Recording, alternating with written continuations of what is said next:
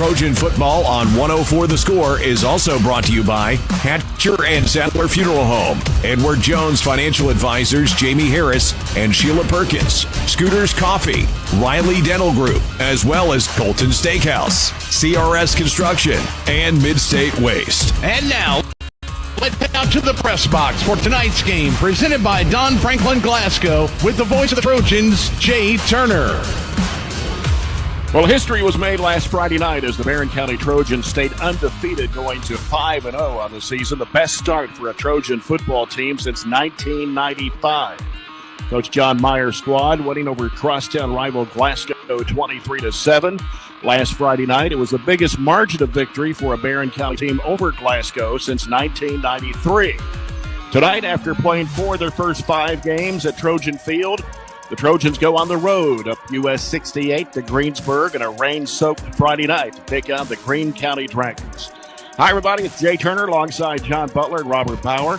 Due to the rain, we will not be able to have sideline reports tonight with Joey Budge. We have no live stream as well for BCHS Live. Jake Norris is our studio producer, and this is the Don Franklin Glasgow Countdown to Kickoff. Greene County, under fourth-year head coach Coach Phelps, is 2-3 on the season. His overall record is 30-12. Their wins over Casey County in Week 1, 38-0, and last Thursday night defeated LaRue County 20-7. Both Casey County and LaRue County are still winless in 5 games. And the Dragons' losses are to John Hardin 35-7, Hart County 39-0, and West Jessamine 49-13. Greene County quarterback Houston Hodges suffered a season-ending injury in the Hart County game. Hodges, a senior, was named the preseason player of the year in Class 2A District 3 as he threw for over 2,000 yards and 18 touchdowns last year, and his sophomore season had over 1,600 yards and 17 touchdowns. Hodges is a major loss for the Dragons as Greene County had high hopes again this season after going 10-3 and advancing to the region finals of the Class 2A playoffs last season. They defeated the Trojans 33-0 last year at Barren County. So the Dragons are trying to regroup as they head into the second half of the season. Greene County plays in a 4-team district in Class 2A with Monroe County, Metcalfe County, and Clinton County, and were predicted to finish second this season before Hodges went down with the injury. The Dragons lost a pair of 1,000-yard rushers in Kelson McKinney and Julian Seymour, and lost most of their receivers as well. It will be interesting to see how the Trojans respond after the win over the Scotties last week, and a chance to go to 6-0 on the season. Guarantee Coach John Myers and the Trojans a winning season. 2019 was the last winning season for the Trojans when they went 6-5 under then head coach Jackson Arnett, who is an assistant at Powerhouse Boyle County. So the question is, guys, can the Trojans keep the winning streak going and make it 6 in a row tonight? Something that has been done in over 30 years.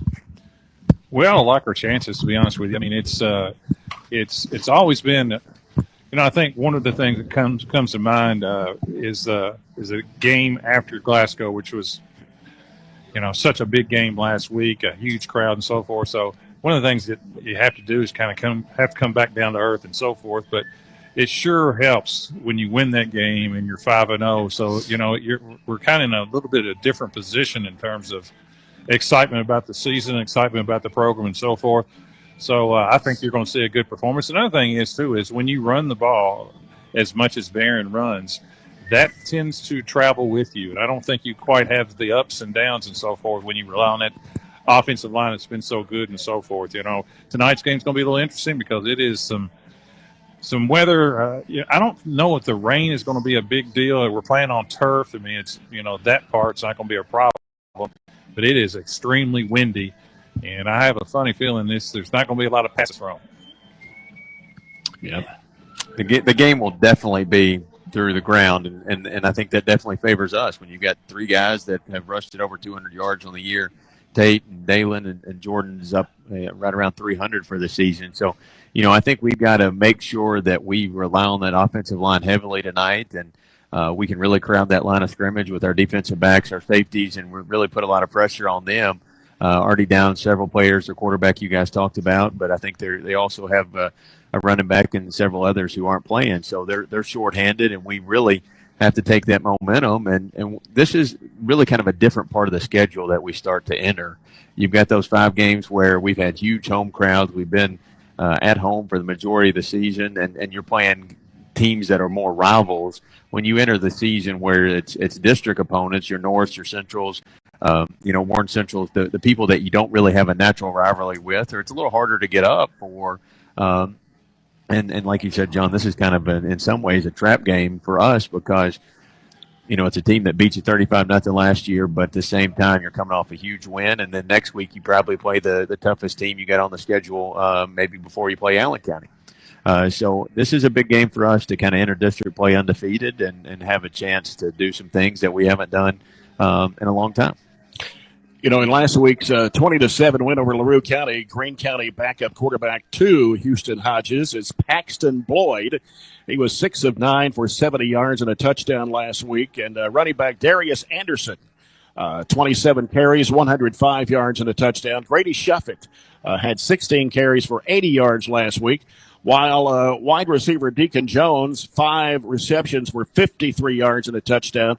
And Greene County total 299 yards last week against the Hawks, who had just 122.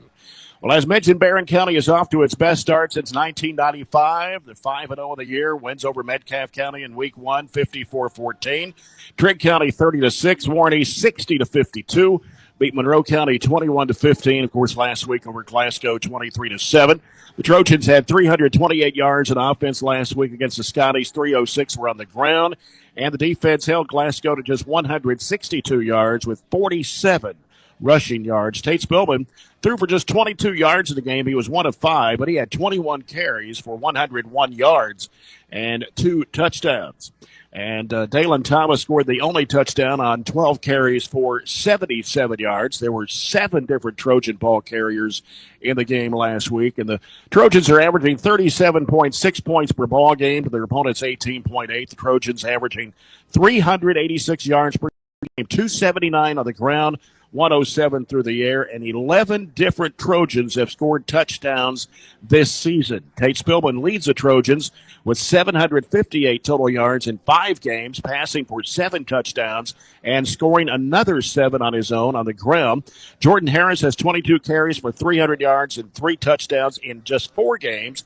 Dalen Thomas has 276 yards on 33 carries and 2 touchdowns in 4 games, plus another 108 on 4 receptions and 2 more touchdowns. Jackson Bird has 12 catches for 258 yards and 3 touchdowns. Bray Bewley, Cody Kearney, Briggs Harris, Zay Ward, Waylon Clemens, and Cameron Crawford have all scored touchdowns this season, while freshman kicker Jacob Dooley is 6 for 6 on extra points. And according to Max Preps and the RPI of the KHSAA, the Trojans are a 20-point favorite tonight over the Dragons.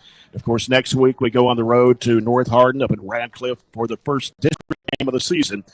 And look forward to that next Friday night, 7 o'clock. But it's a rain-soaked Friday night here in Greensburg and a windy night as well. We'll come back with more of our countdown to kickoff, brought to you by Don Franklin Chevrolet, Cadillac, Nissan, and Glasgow. Score big with huge savings at Don Franklin Glasgow. It's Trojan football on 104 The Score. Welcome to Glasgow, Kentucky. This ain't no ordinary small town. This is Broadbandville, USA. People here weren't willing to sit around until one of the big telecommunications companies got ready to wire them up. They just decided to do it themselves.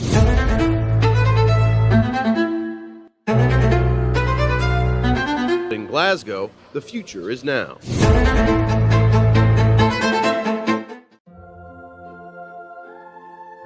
Growing up is realizing that everyone who told you to eat your breakfast when you were little was actually eating this for breakfast. It's your turn to take your place at the breakfast table and savor the taste of culinary independence with freshly toasted bagels at McDonald's. Indulge in the breakfast you've always wanted and start the day off the right way, your way. Ba-da-ba-ba-ba.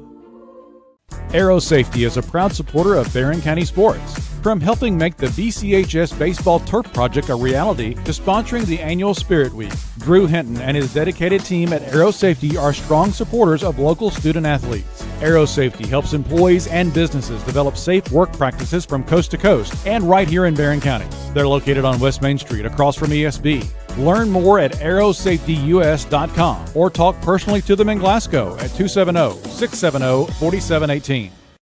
Get a great deal on select Kubota equipment. The BX Series is the #1 selling subcompact tractor in the U.S. The versatile lineup is built to help you make the most of your land. Right now, bring home select Kubota equipment for 0 down, 0% APR for up to 72 months on select BX models. Now through September 30th. See us or go to KubotaUSA.com for full disclaimer. Your local Kubota dealer is J&J Sales, 1311 West Main Street in Glasgow. Hey Lindsay, it's been really hot, and with warm weather comes pests. Well, Billy, at Southern States, we have bug sprays and pest control products to use around your home. We want you to be able to enjoy the summer pest-free. And outdoor grilling season is also here. Everyone can get their propane tanks for your outdoor grills and fire pits filled at Southern States in Glasgow. Propane summer fills are also coming up. Call 651-6167 or 651-2159 for your local Southern States. And we are now on 120 Cross Street, just off 31E South. I just did it, but I waited way too long. Trust me, it's about time you left cable TV behind and started saving with MyStream TV from SCRTC. Already have TV with SCRTC and you still have cable boxes and wires everywhere? Talk to SCRTC about MyStream TV and compare it to your current service. The best thing about MyStream TV, you'll save money and get up to 1 gig symmetrical internet. Visit SCRTC.com and click on the MyStream TV logo at the top to start saving on cable today.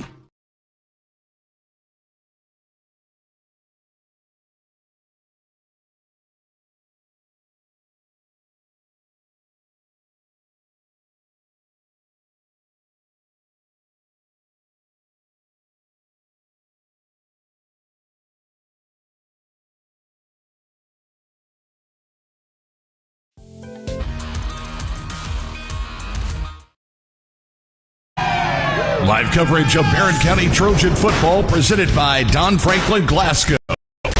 Now back to Jay Turner. And welcome back to Greensburg, Kentucky at Dragon Stadium for tonight's high school football game between the Barren County Trojans and the Greene County Dragons. There's not much going on tonight on the schedule. Everybody played last night. They moved their games to last night to avoid having to play in I guess, the remnants of Hurricane Helene here tonight. But looking at tonight's schedule, Warren Central is supposed to play at Davies County and Franklin Simpson hosting Butler County. We do know that game is going to be played, so we'll try to get you an update on that game, especially Franklin Simpson hosting Butler County. And tomorrow, Warren East, already scheduled. That game was scheduled originally 2 o'clock tomorrow. They're going to go to Hopkinsville for a ball game tomorrow. So that's the only thing going on tonight and tomorrow. All the games played last night. We'll run down the scores for you here quickly. On the scoreboard, brought to you by Barren County Judge Executive Jamie Bewley-Byrd. Adair County defeated Glasgow last night 21-14. It was Hart County 55, Caverna 28. Metcalfe County shut out Casey County 52-0. It was Clay County, Tennessee over Monroe County 21-6. Paducah Tillman beat Allen County Scottsville 42-16. The first loss for the Patriots. Of course, Paducah Tillman ranked second in the state. Bowling Green over Ohio County 57-0. Another shutout, South Warren 42, Greenwood 0. Edmondson County beat Clinton County 34-14. Russellville over Todd Central 41-6. It was Logan County 40, Callaway County 7. East Jessamine slipped past Russell County last night 30-28. Taylor County in a one touchdown win over Wayne County last night 21-15. Campbellsville beat Bardstown Bethlehem 42-6. Louisville, Kentucky Country Day over LaRue County last night. They shut the Hawks out 40-0. North Hardin defeated Bullitt East 26-14. It was Louisville Central shutting out Central Hardin last night 54-0. And Grayson County beat Bullitt Central last night 28-16. That's a look at the scoreboard brought to you by Barren County Judge Executive Jamie Bewley-Byrd. Normally we would have the sideline reports with Joey Bunch tonight, but due to the weather, way it is. We'll not have those reports tonight. Hopefully we'll be back next Friday night to bring those to you, brought to you by Aero Safety. We got the starting lineups when we come back after this break. It's the Trojans and the Dragons in Greensburg tonight, and this is Countdown to Kickoff on 104 The Score. You could never have too much football. At Kuzma Family Dentistry, we specialize in changing smiles and changing lives.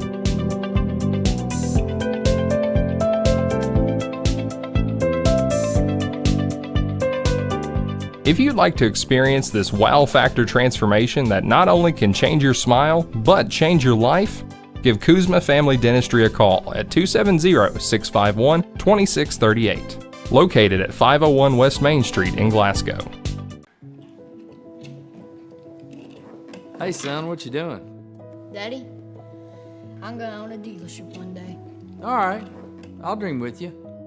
From one small dream to over 25 dealerships in the state of Kentucky, we have set out to provide Kentuckians with reliable vehicles and the best customer service for over 50 years.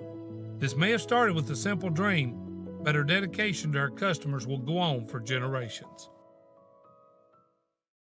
We've got you. It's a pledge to make sure you're always taken care of. A pledge that your Touchstone Energy Cooperative honors each and every day. When it comes to keeping things running smoothly or getting them back on track when they're not, we've got you. Always.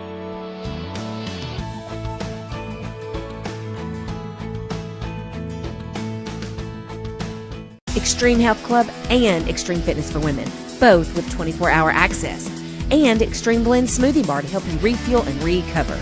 Over 8,000 square feet of weights in Extreme Health Club and ladies only at Extreme Fitness for Women, including tanning beds, both with access to saunas, infrared saunas, and the 90-degree saline therapy pool. You'll love the wide variety of classes with experienced instructors. Personal training is available and with the best in the business. Call or stop by today and see what everybody's talking about.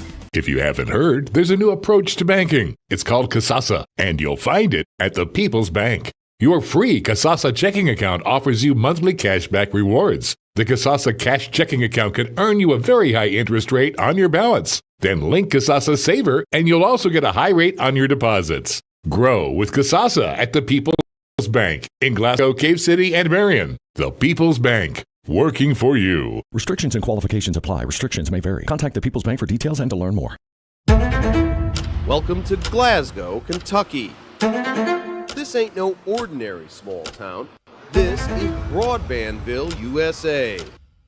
People here weren't willing to sit around until one of the big telecommunications companies got ready to wire them up. They just decided to do it themselves.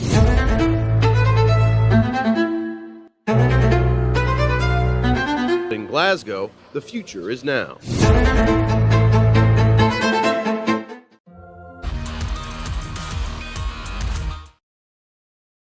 Franklin, Glasgow.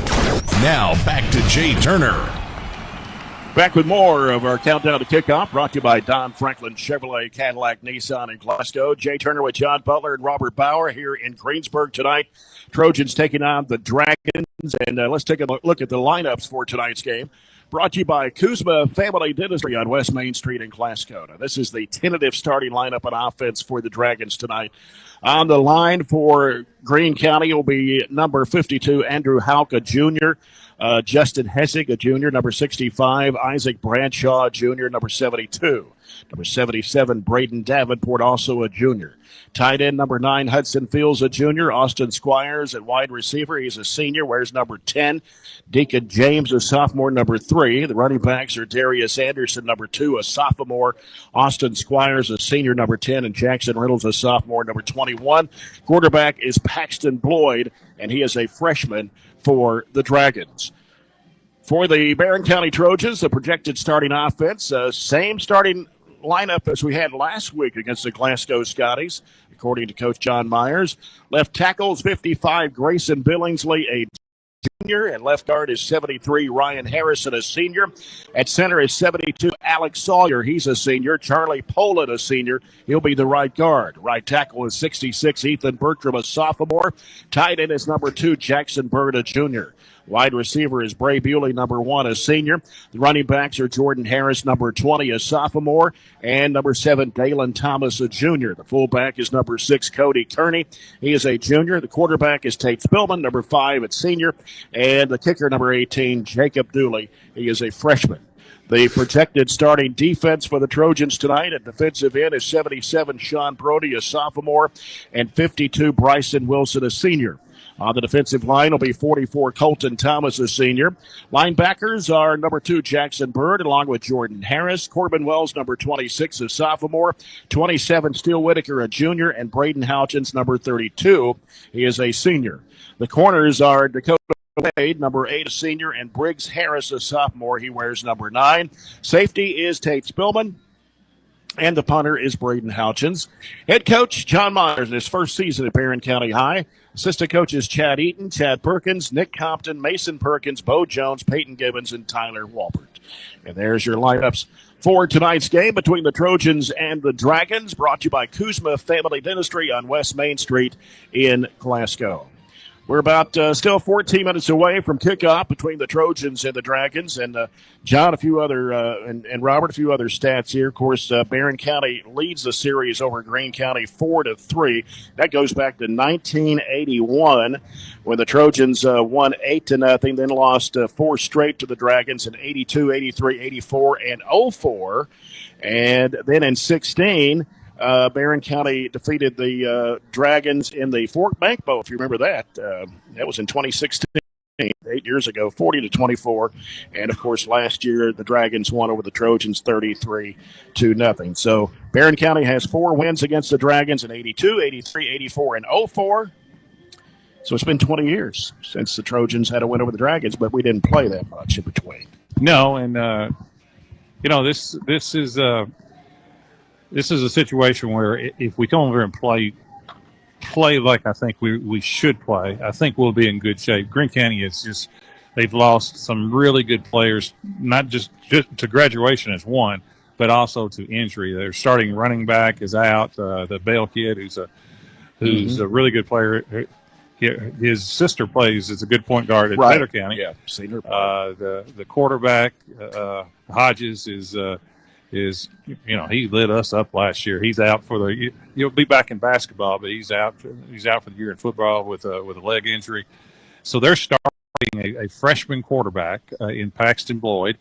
That's he's a freshman. It's hard. It's hard at this level for freshmen to play. They got a freshman. They have a freshman running back in Grady Shuffett, who's another freshman. They're another running back, and Anderson's a sophomore. Their top receiver is a sophomore, so they are very, very young, kind of depleted in terms of numbers due to some injuries and graduation and so forth. So they're young. It's a game that we probably should win. But this weather is. I was watching us go through warm-ups, and we were having trouble at times with handoffs. I mean, it's extremely windy. Yeah, and the team probably that doesn't fumble and turn it over. Well, if we don't turn it over, I'll just say that if we don't turn the ball over, I think we'll be in really good shape. Yeah. Robert? We struggle with that. In the last few games, just ball handling situations. We were really fortunate that Warren East game. We fumbled it, but it bounced right up to us, and we scored a touchdown off of it. So just simple things tonight become a lot more difficult. Even a little toss sweep or a pitch in the wind and the rain will be a little bit more difficult to navigate. But at the same time, I think in football more so than basketball or any other sport, the youth plays a big disadvantage for Greene County. And they're little, they're young, they've been thrown into some roles that they're just not sometimes physically ready for and weren't prepared coming into the season to be in those. So we have to be able to take advantage of it, and that's how you have a good football season. That's how you have a good record, as you win the games that you're supposed to win. And this is a game that we're supposed to do that. Hopefully we're not overconfident. We always talk about this. We're used to it for snow days. Sometimes you end up, the snow melts by noon and you play the basketball game that night. You're not used to being out of school for a football game usually. So the routine is different today than it is. Hopefully they didn't sleep in 10, 11 o'clock. They kind of got up and had somewhat of a normal day. And luckily it was the same greens in the same boat. Both schools were out today. And what would you say? The wind blowing, 25 miles an hour? Easily. And it's raining. It's not raining hard, but when the wind blows at 25 miles an hour and it is going straight across the from end zone to end zone. So I don't know if that's a south wind or north wind or east or west or whatever, but it is a big-time wind. Yeah. We will take our final break here in our countdown to kickoff, brought to you by Don Franklin Chevrolet, Cadillac, Nissan, and Glasgow. Score big with huge savings at Don Franklin and Glasgow.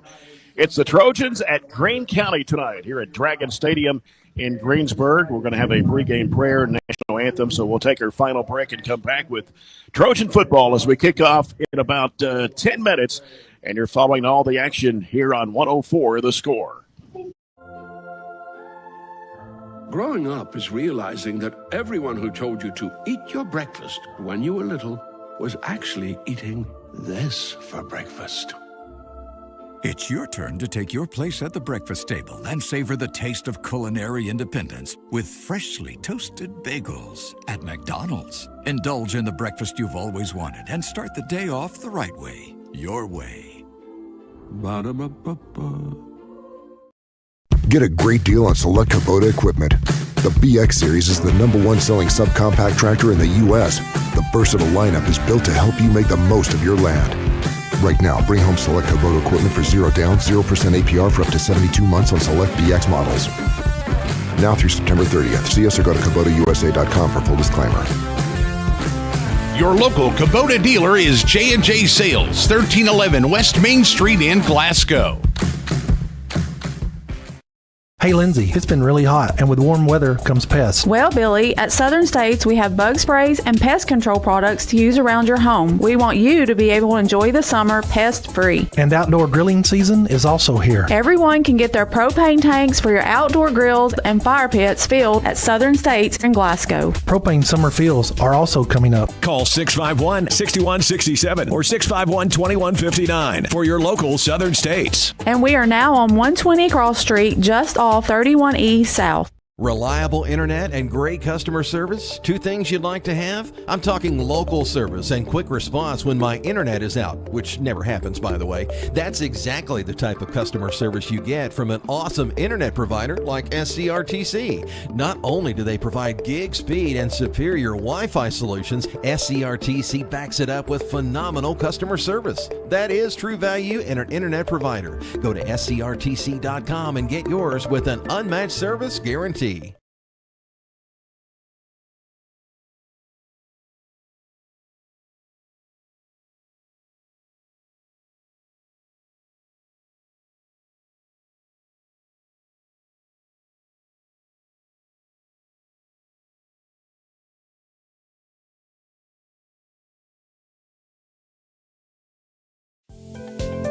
At Kuzma Family Dentistry, we specialize in changing smiles and changing lives.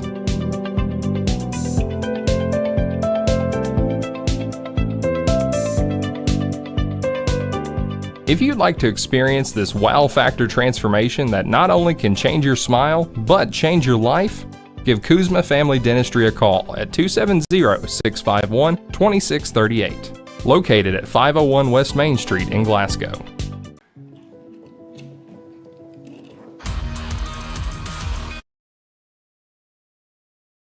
Live coverage of Barren County Trojan football presented by Don Franklin Glasgow. Now back to Jay Turner. And welcome back to Greensburg, Kentucky at Greene County High School for Barren County Trojans and the Greene County Dragons are following our broadcast here tonight from Greensburg on 104.7 FM, The Score, WCDS Glasgow, online at 104thescore.com. Again, we do not have BCHS live stream tonight, nor do we have sideline reports on this nasty Friday night here in Greensburg. As we take a look at the officials for tonight's game, the officials are sponsored by McDonald's of Glasgow. They are referee David Simpson. Umpire is Maurice Bennett. Ty Hun is the line judge. Ryan Grubbs, the linesman, and Jay Allen is the back judge tonight for this ball game. And we will have the coin toss here momentarily. So the captains are going to meet at center field. And this coin toss brought to you by J&J Sales. Turf looks good, doesn't it? It does. It's a nice stadium. They just get this, last year? It's their second year. Yeah, I mean, they got the play clocks and they got everything. I mean, it's a nice place. The scoreboard, it looks almost exactly like Barron's, I believe. It's and you need this is when you appreciate I guess the turf. I kind of like to watch sometimes it played in grass and it's slippery and muddy, but those. But for one game, this is probably a time where it's beneficial to have the turf. Right. Captain's meeting. Barren County in all white tonight with burgundy numbers and burgundy helmets. Green County in dark uniforms. Is that black with some green on the sleeves, on the shoulder of the sleeves? That's right. And white helmets with a green dragon on the side of their helmets. So waiting for the coin toss for tonight's game. We'll get set for the Farmers RACC Jackie Browning Memorial opening kickoff. We're still about 4 minutes away. And our first quarter tonight here from Greensburg brought to you by the People's Bank, working for you. I don't think anybody would argue if we started early. No. The earlier the better. The earlier we can get home tonight. We are fortunate to be inside. Yep. It's a good press box, though. It is. I mean, we're right on the 50. Yeah. Check out 104 The Score's James Brown for photos, stories, interviews, and more from Barren County High School sports section on 104thescore.com or the 104 The Score Facebook page. And I guess, did James make the trip? If not, he probably sent his son John up here. It's hard to tell because James didn't let me know for sure because he went to the Caverna-Hart County game last night. It's hard to tell because everybody that's outdoors right now has got hats and jackets or umbrellas on, so it's kind of hard to tell who's what. Green won the toss. They will defer to the second half. We'll receive to start the game. I think the most important this time is not who gets it, it's which direction you're going. Right. Right to left is the direction you want to go to because you have the wind going with you. Mm-hmm. We'll be with the wind the first and the third quarter, and they'll have it the second and the fourth. So, and Barren County on the near sideline here at Green County. Well, the Dragons are across the way. That's opposite most places. Uh-huh. Most places, the home side is the bleacher side, the home bleacher side, but this is not the case. And I think, when Jackson Arnett was coach, we were on the far side of the field? I don't remember. Yes. Okay. I can understand why. Sometimes. It's a little bit more peaceful when you're away from everybody. Right. Thanks to all of you that are listening in tonight. Of course, we don't have live stream, and we're not going to have the video coverage as well for the tape delay replay for tomorrow due to all the weather. So what that means is if I screw up, nobody will know. That's right. We can go back to the way it was 15 years ago. We'll paint the picture the best way we can. I tricked people for as long as I could trick people. And then all of a sudden we were showing it live. And now, when I say somebody. You got to be on your toes now. That's right. That's right. I could just kind of make up who made a tackle or whatever. I can't do that anymore. This is also Green County's homecoming tonight. They had the festivities down in the gymnasium down below us here. Don't blame them. No. Not at all. Won't have any extended halftime either. That's the kind I like. That is true. That is true. Green County doesn't have a big roster this year. No, it's the lowest amount of guys that I can remember in a long time. I counted 30 when they lined up for the national anthem. Counted 30. 30 yeah. Some of it's injury, some of it's graduation. Of course, they're a 2A school, and you're subject to do that sometimes. But normally they have, I've seen them up to 55, 60 at times. Does Green County have a female kicker? They do. She's Emma a soccer Estes? It's Eastes. Oh, Eastes. Okay. That's correct. All right. Yeah. Eastes. Yeah, we do. Green does have a lot of. Estes is a name in Green. She is a sophomore, really good soccer player. I saw Barren and Green play. She scored a goal. And she's a really good athlete, but she is their place kicker. Of course, Barren County had a female kicker last year. Sure Hadley Adams. The only people not interested in starting this game early are the only ones that matter, and that's the officials. They're hanging out, they waiting. want to get it going with it. No kidding. I mean, they're just sitting there getting wet. And it's not like we're waiting on TV. No. Had to have their last-minute discussion, I guess. All right, we're about ready to go. Barren County will be coming from right to left as you face your radio dial. Haven't said that in a long time. Got Briggs Harris and Dalen Thomas back to receive. She's left-footed. Yep. Harris is on the left side. Thomas is on the right.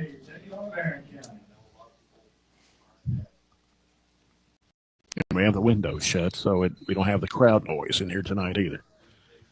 Kick goes to the left side of the field. It's caught by Harris.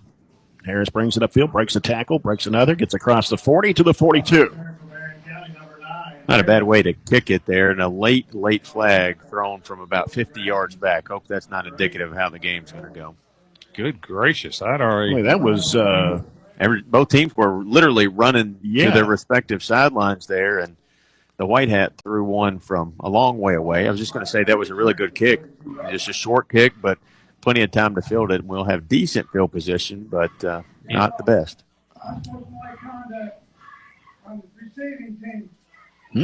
Oh, here we go.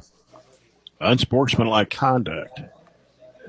Holy cow. Against the Trojans. One thing that we don't have, and like we said, we don't have Joey down there to kind of give us some of that information. Yeah, that's not a good sign. There was no. It was way after. There was no extracurricular. Nobody kind of turning. Nobody standing on top of each other. They were literally both running back, and he couldn't have heard anything 15 yards back from where he's. So it's a little weird. That's not a good sign. So backed up to the 27-yard line here. Backfield is split. Got Jordan Harris back there as they shift over to the left side, and receiver on the left side is Bray Bewley. And this handoff is coming to the near side. It's Jordan Harris. Harris taking about 4 Dragons with him to about the 35-yard line. Gain of about 8 on the play. Maybe close, 8 and a half. Right. Got to get to the 37 for the first down. Of course, last week against against Glasgow last week, the offensive line was just tremendous last week. They've been good all year. Let's just be real. But last week they were so good. And that was a good job of kind of caving in that time the right side of the Greene County defensive line. It's going to be second down and 3 for the Trojans. We're on 34. Got to go. Clock at 8. Yep. They do have a play clock. And here is Spillman rolling out. Tackle missed him, and he'll fumble it. And it's going to go out of bounds. Gee whiz. It was questioning why Greene County didn't try to jump on that, but I think he had marked him down. I hope Tate's okay. He is, but slow up. They went play action that time, and we actually had a person that was open on the under route coming across there, and I don't know if Tate saw him or what, but Tate kind of fell on his own at times, just kind of tripped over the turf, and the ball got loose, and luckily it rolled all the way out of bounds. Well, what you don't want to do in this game is have to cut a whole lot, or Tate, like you said, like Lamar Jackson a lot, kind of spins out of a lot of tackles. You don't want to do that tonight because the turf, even though it's not muddy, obviously, but it can get slick. And the ball can be slick. Right, just straight full steam ahead. Yeah. So it's going to be 3rd and 14. I really think the only way we lose is we turn it over. Mm-hmm. Coming to the near side, it is Thomas. Dalen Thomas, and Thomas gets the first down to the 39-yard line. You got a good running attack on 3rd and 12, and you hand it off, and you pick up the first down. Give him 17, first down. That's when you can pretty much run it whenever you want to. That's the first Edward Jones Financial Advisors, Jamie Harris and Sheila Perkins. First down for the Trojans at their own 39. Well, if you're saying that, though, there's more reason to run it tonight and, keep that clock running and score. And Bewley is split out to the right. Backfield is split. And Thomas goes in motion out of the backfield, fakes the handoff now. Spillman Get some running room, and he'll take it upfield, up the middle, and we'll get to about the 42 before he got pushed back. We were trying to go play action that time and trying to hit the big play to Jackson Bird. Yeah. And just that time did not have enough blocking that time. I praised the offensive line, but in terms of pass blocking, that time Tate did well to pick up 2. So, well, they gave him 3, looks like. It's going to be 2nd and 7 for the Trojans at their own 42-yard line. Couple of minutes gone here in the first quarter here in Greensburg as the Trojans taking down the Greene County Dragons. Bray Bewley here on the near side. And it's Spillman under center, takes a snap, fakes the handoff, and going to get caught in the backfield for a loss. And that was Jackson Bird. And that was Braden Coffey, 5'8", 58, sophomore. That read that perfectly that time, and luckily there's no fumble. Also about 7. So now it's going to be 3rd down and close to 14. Ball at the 36. Now, I will say, if you're going to throw it tonight, this is the direction that you want to throw it, first and third quarter. Even though I said that, now the flag is not moving at all. And they're going to send out 4 receivers for the Trojans, 3 on the right, 1 on the left. In motion coming is Jordan Harris and goes back to the right. Here's Spillman. He's being chased. A lot of pressure. Got 5, almost 6 Dragons running after him. And he's looking downfield. He's going to throw it. It's going to be wide open at the 35. Touchdown. And it's going to be all the way for a Barren County touchdown. Unless there's a penalty, and I don't see one. I don't see a flag anywhere. An eligible man downfield. Okay. Unbelievable. Well, I didn't see the flag. It's right there. It's right there. And that's what happens when a quarterback scrambles. And there's really no argument there. When your quarterback scrambles as a lineman, you got that 1 or 2 yard buffer, and you're kind of scrambling. Well, in fairness to the lineman, let me defend him on this one. That was a screen. It was. It was a screen, and we didn't do a very good job because even in a screen, you have to temporarily block, hold your person maybe a half second, and we didn't block anybody. So it was just like an all-out blitz on Tate. So Tate had to scramble. On a screen, the offensive linemen count like 1, 2, and then they go down the field and block, and that's kind of what happened that time. It's like they didn't count at all. They just kind of got by, like you said, and it looks bad calling it back, but that's the right call in that type of situation, and it's not the lineman's fault. It just kind of worked out that way, the scramble and the play call. Yeah. So it's 3rd down and 18 for Barren. Spillman's under center. On the call, makes a snap, pitches it out here on the near side, and making a run up, trying to get to the 42-yard line, almost out of bounds with it. That was Dalen Thomas. 8 and 9, but we'll not. Still going to be 4th down and about, let's see, 4th and 5. It's 4th and 9. They missed a point. Yeah, not the greatest first possession, kind of choppy. Too many negative yardage. So Braden Houchins back to punt. And checking the number for Greene County. Number 6. And number 6, that is Elijah Bishop to receive the punt for the Dragons. Here's Houchins. Punts this one away. Great one. He got the wind going with him. And he caught it at the 18-yard line. Here comes Bishop running to the far side of the field. Still running and still trying to make the cut. Runs it out of bounds at about the 36, 37-yard line. Close to a block back. I think he got him on the shoulder pad, but decent return. It was such a great punt, he almost outkicked the coverage because, you had the wind going, and it was more of a line drive type punt. 2 things about that first possession. Like you said, John, I think you almost are tempted when you have the wind to make the big plays or to make the passes, but at the same time, don't be too fancy. Just get the job done, and you saw some of those big runs by Dalen. Just run it and get some first downs. Yeah. Here's Boyd on the handoff, coming to the left side, and a gain of about 1, maybe 2. That was Anderson on the carry. Darius Anderson, a sophomore running back. Picks up a couple of yards. It'll be 2nd down and 8 for the Dragons. And Corbin Wells on the tackle. Still Whitaker over there, too. Greene County with their first drive, and coming to the near side of the wideout spot is that Fields, I believe. Got one on the left as well. And handoff coming up to about the 40. That was 2. That was Anderson again. It looks like it was Sean Brody on the tackle for Barron, so being third and close to 5.5, 6.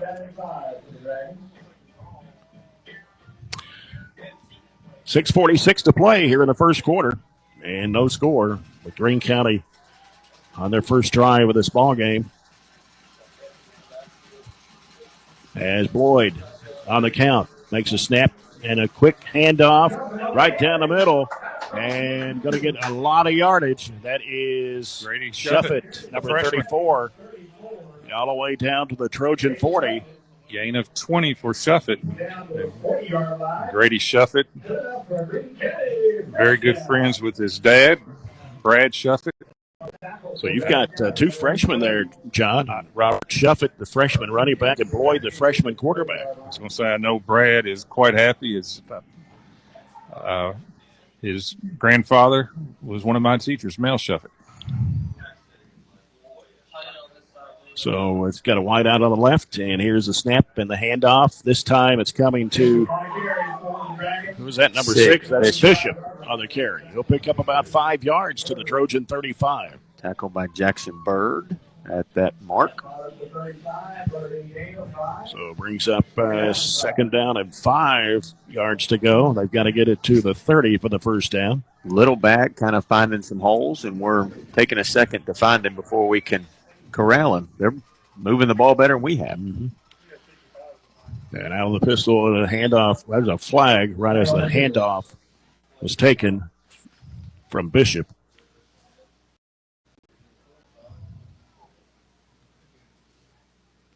What's the... Good gracious. Another one, I didn't see that one. I didn't see that one either. Must have been lined up in the offside position. That'll give them the first down. So that moves it to the Trojan 30-yard line.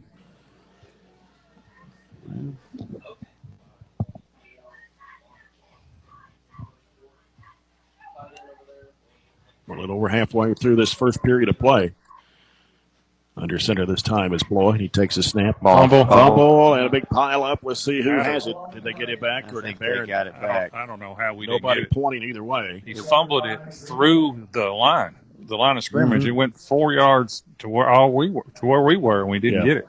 It's a gain for them just on the fumble. Yeah, got to get gain of 1 on the play.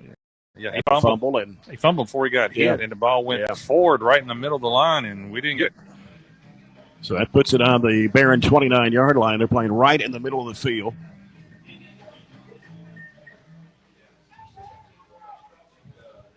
They send Fields, the wide receiver, out to the left. Bloyd hands it off. This time it's to Anderson. Anderson picking up some yardage. Got across the 25 to about the 23, maybe the 22. Gain of 7 right up the middle. Too easy. Yeah.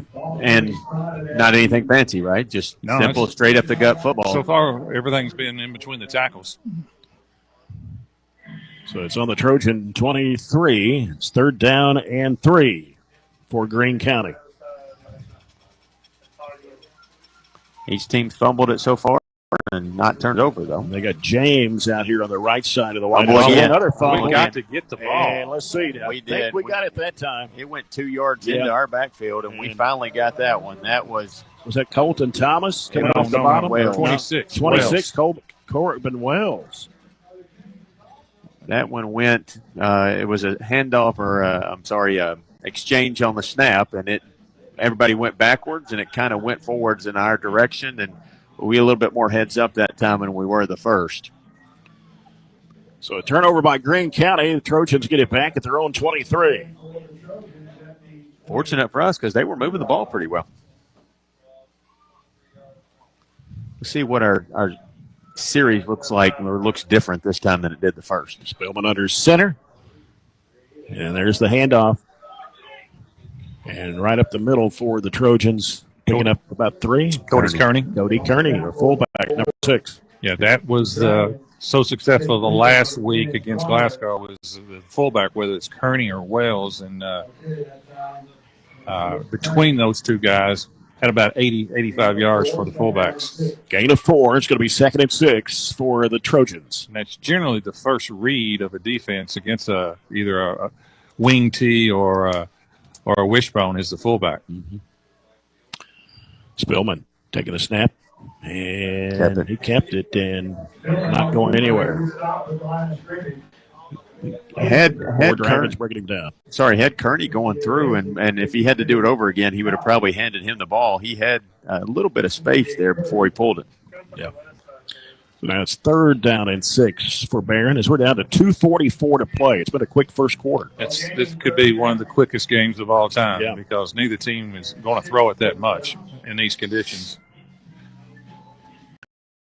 We've tried to throw it a couple times, but don't have an official pass attempt.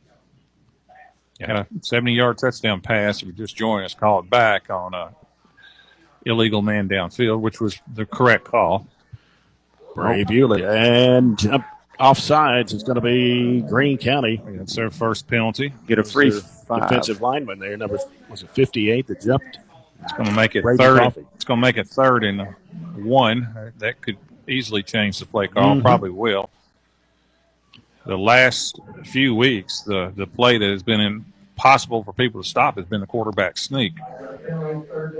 He couldn't get 5 or 6 when he does that sometimes. 3rd down and 1 for Barren. Bray Bewley coming to the near side in the wideout spot.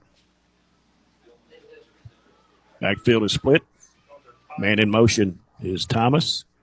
And they're running to the near side of the field. It's Jackson Bird, and Bird gets the first down as he's knocked out of bounds about the 44-yard line. Gain of 12. Good block there by, that was 20. Harris, that kind of got a little seal back block, got him a few extra yards. So another Edward Jones Financial Advisors, Jamie Harris and Sheila Perkins, first down for the Trojans at their own 44. Just the second first down of the game on both of our series.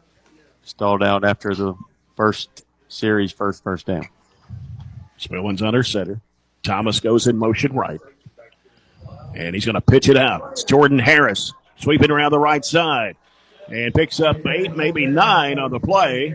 So he got into Greene County territory at the 47-yard line. Yeah, we don't run that play a lot. That was a toss sweep, and that's not something we run a lot. But I'll tell you what, quite effective pickup of 9 on the play.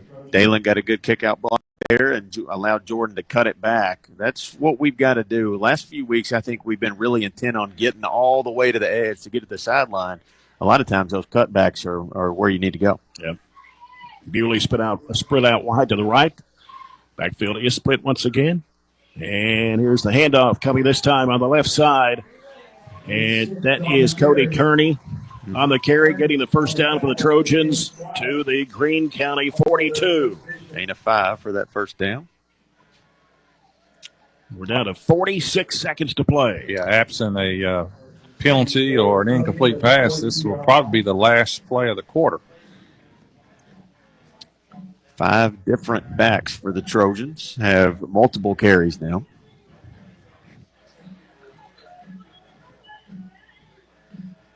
Play clock is down at 10. Will we take a shot right here? We got the win one time here on a pass or not? Briggs Harris goes in motion right. Handoff is to Jordan Harris right up the middle, and he'll pick up 3, maybe 4. That'll end it. And that will end the quarter. Yeah. So the first quarter quickly over here. It's 7:18. So a 12-minute quarter took about 18 minutes altogether. As we come to the end of the first quarter here in Greensburg, the Trojans and the Dragons 0-0. You're following Trojan football here on 104 The Score. Hey, son, what you doing? Daddy, I'm going to own a dealership one day. All right, I'll dream with you. From one small dream to over 25 dealerships in the state of Kentucky, we have set out to provide Kentuckians with reliable vehicles and the best customer service for over 50 years. This may have started with a simple dream, but our dedication to our customers will go on for generations. We've got you. It's a pledge to make sure you're always taken care of. A pledge that your Touchstone Energy Cooperative honors each and every day. When it comes to keeping things running smoothly or getting them back on track when they're not, we've got you. Always.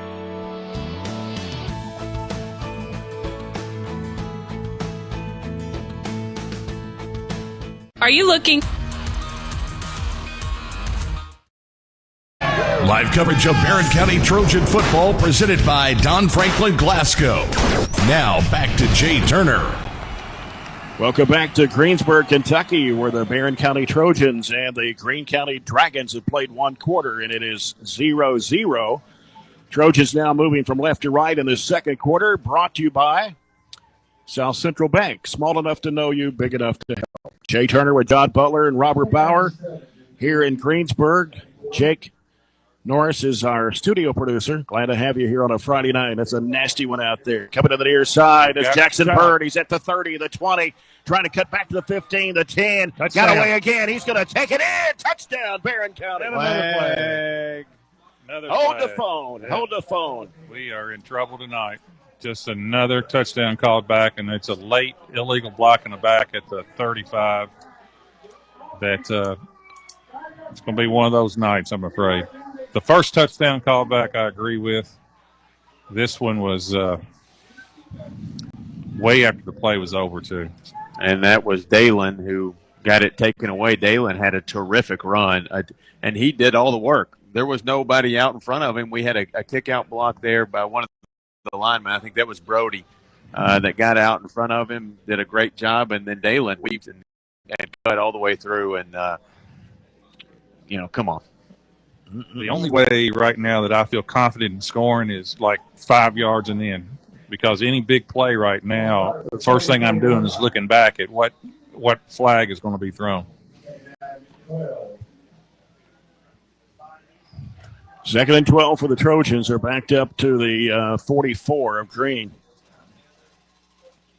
Spillman is under center, takes a snap, and fakes two handoff. He's going to keep it. He's looking to throw, get rid of it, and he will go tackled out of bounds. Again, our pass blocking is not good enough right now. Our run blocking is excellent. Our pass blocking not very good right now. Was somehow able to kind of get back to the original line of scrimmage. We talk about all the time in basketball when you go out of region. You remember we talk about out of region officials and things like that. Well, it's kind of the same thing right here. This is a crew not in the probably out of the Elizabethtown area. Probably, yep. Yeah. Not out of the Bowling Green area, so it's a different crew. Yeah. Spillman comes off to Corbin Wells, picks up just two. Yeah, we didn't get a block. Coach Myers was unhappy, didn't get a block that he wanted to get a block. Wells 2. Going to be 4th down and 8. I think you go for it here, right? Yeah, I don't see Braden Houchins coming in. This is not 5th region officials. They don't, officiate by region like they do in basketball. But it's more conferences, so it's more regional, but not by geographic basketball regions, if you will. All right, Trojans on a 4th down and 8. Let's see what they can do here on the Greene County 40. Backfield is split with Wells and Harris. And here's a double reverse coming to Bray Bewley, coming to the left side of the field, and he'll be tackled and really didn't gain anything. So Greene County will take over from their own 40.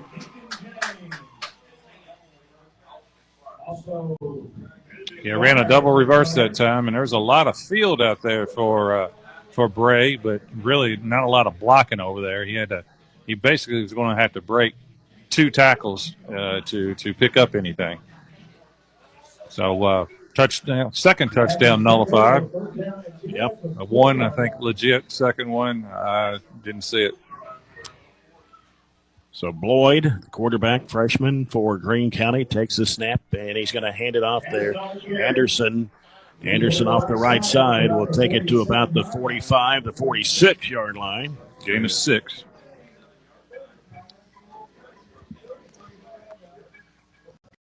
So 2nd down and 4 for the Dragons. I don't think there's any reason not to really load up the box and make sure that we are covering every gap in all the assignments, which is what we're doing. We just got to make sure they don't get behind us. And we jumped big time. That was an obvious. The whole front line and the linebackers all went across there, so that'll be a 1st down by penalty. Yep. Yeah, what happens too sometimes, and you kind of sense it sometimes, is when you come into a game and you kind of know deep down that you should win, that you're undefeated, you see a depleted Greene County team that you should win, you kind of want to come out and score 40 points in the first quarter, and sometimes it doesn't work that way.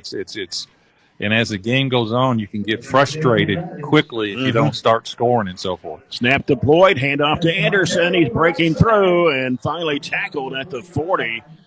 Almost got a 1st down. He ends up with 9, I believe, on the play. That was a touchdown saving tackle, one-handed by Tate Spillman. He was the last one there and grabbed him by the jersey and saved that touchdown. That's the worry you have with crowding the box so much, is if there's no real safety valves. If they have a quick hitter up the middle that gets past those linebackers, there's not really any angles you can get to chase them down. They send Fields out to the right. And here's the handoff coming to Shuffett. They got it. I don't know, did he? Yeah, there's another. They got it by penalty.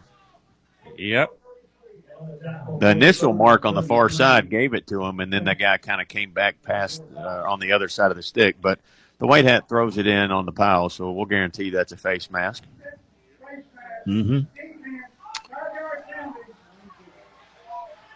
Wow. Another 1st down for Greene County.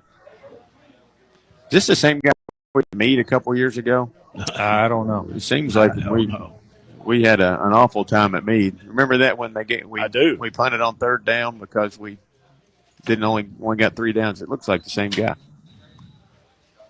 It could be, because looking at the list of the officials again. It's Shuffett on the carry for the Dragons. Shuffett has a really good burst right there. And he got it to about the 30-yard line of the Trojans. Gain of 6. That was Braden Houchins, it looked like, on the tackle. I guess they're just going to give him 5. Yeah, it's going to be 2nd and 5 for the Dragons at the Trojan 30. Just that burst is all you need. 5, 5, 5, and you move the ball down the field pretty quickly. Got Deacon James, the wide receiver here on the near side. And the handoff coming there to Bishop. Bishop pushing his way to the right side of the field. And gain of 3. To the 27. So it'll be 3rd down and about 2. Wind and rain right now. Just that rain is sideways. Yeah, blowing rain. Wind's going in the direction that Greene County is going, so that's a benefit. Whiteouts are split again for the Dragons. Bloyd. And Barren jumps off sides again. Yeah, we are as undisciplined as I've ever seen us this year. And that's a combination of probably frustration and aggression, trying to load up on those obvious handoffs. That's 7 for 55. They've got 1 penalty. Timeout, Darren. Smart timeout. Yeah. Just to need a timeout. Yeah, it's a basketball timeout where it's let's get our head back into the game right now, because again I think part of this is frustration with that 2 touchdowns called back.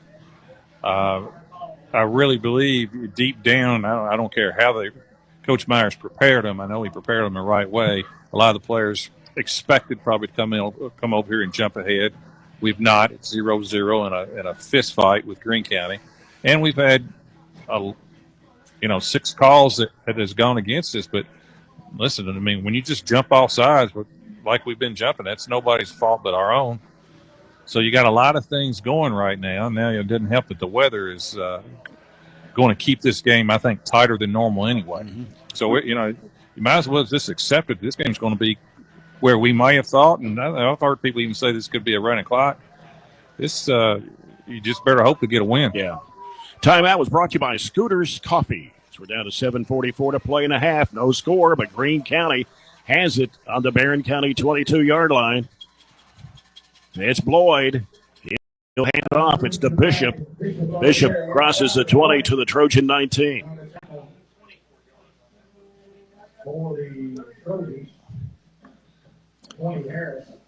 Gain of 3 on the play. It'll be 2nd down and 7. I think that was Jordan Harris on the tackle.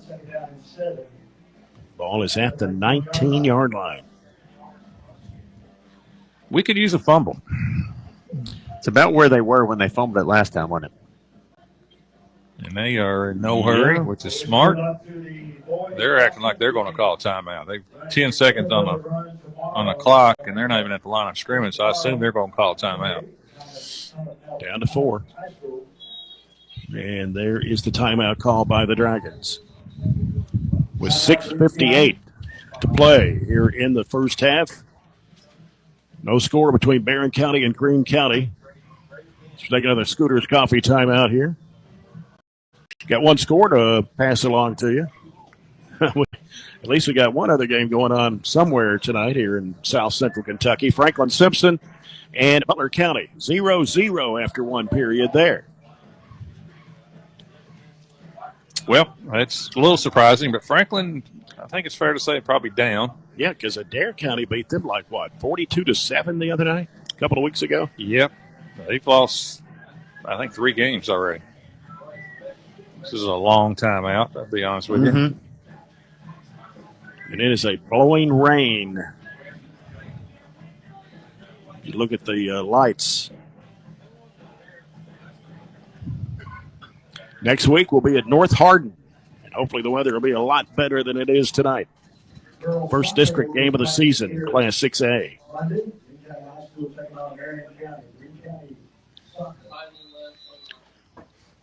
All right, here we go. It's 2nd down and 7 for the Dragons.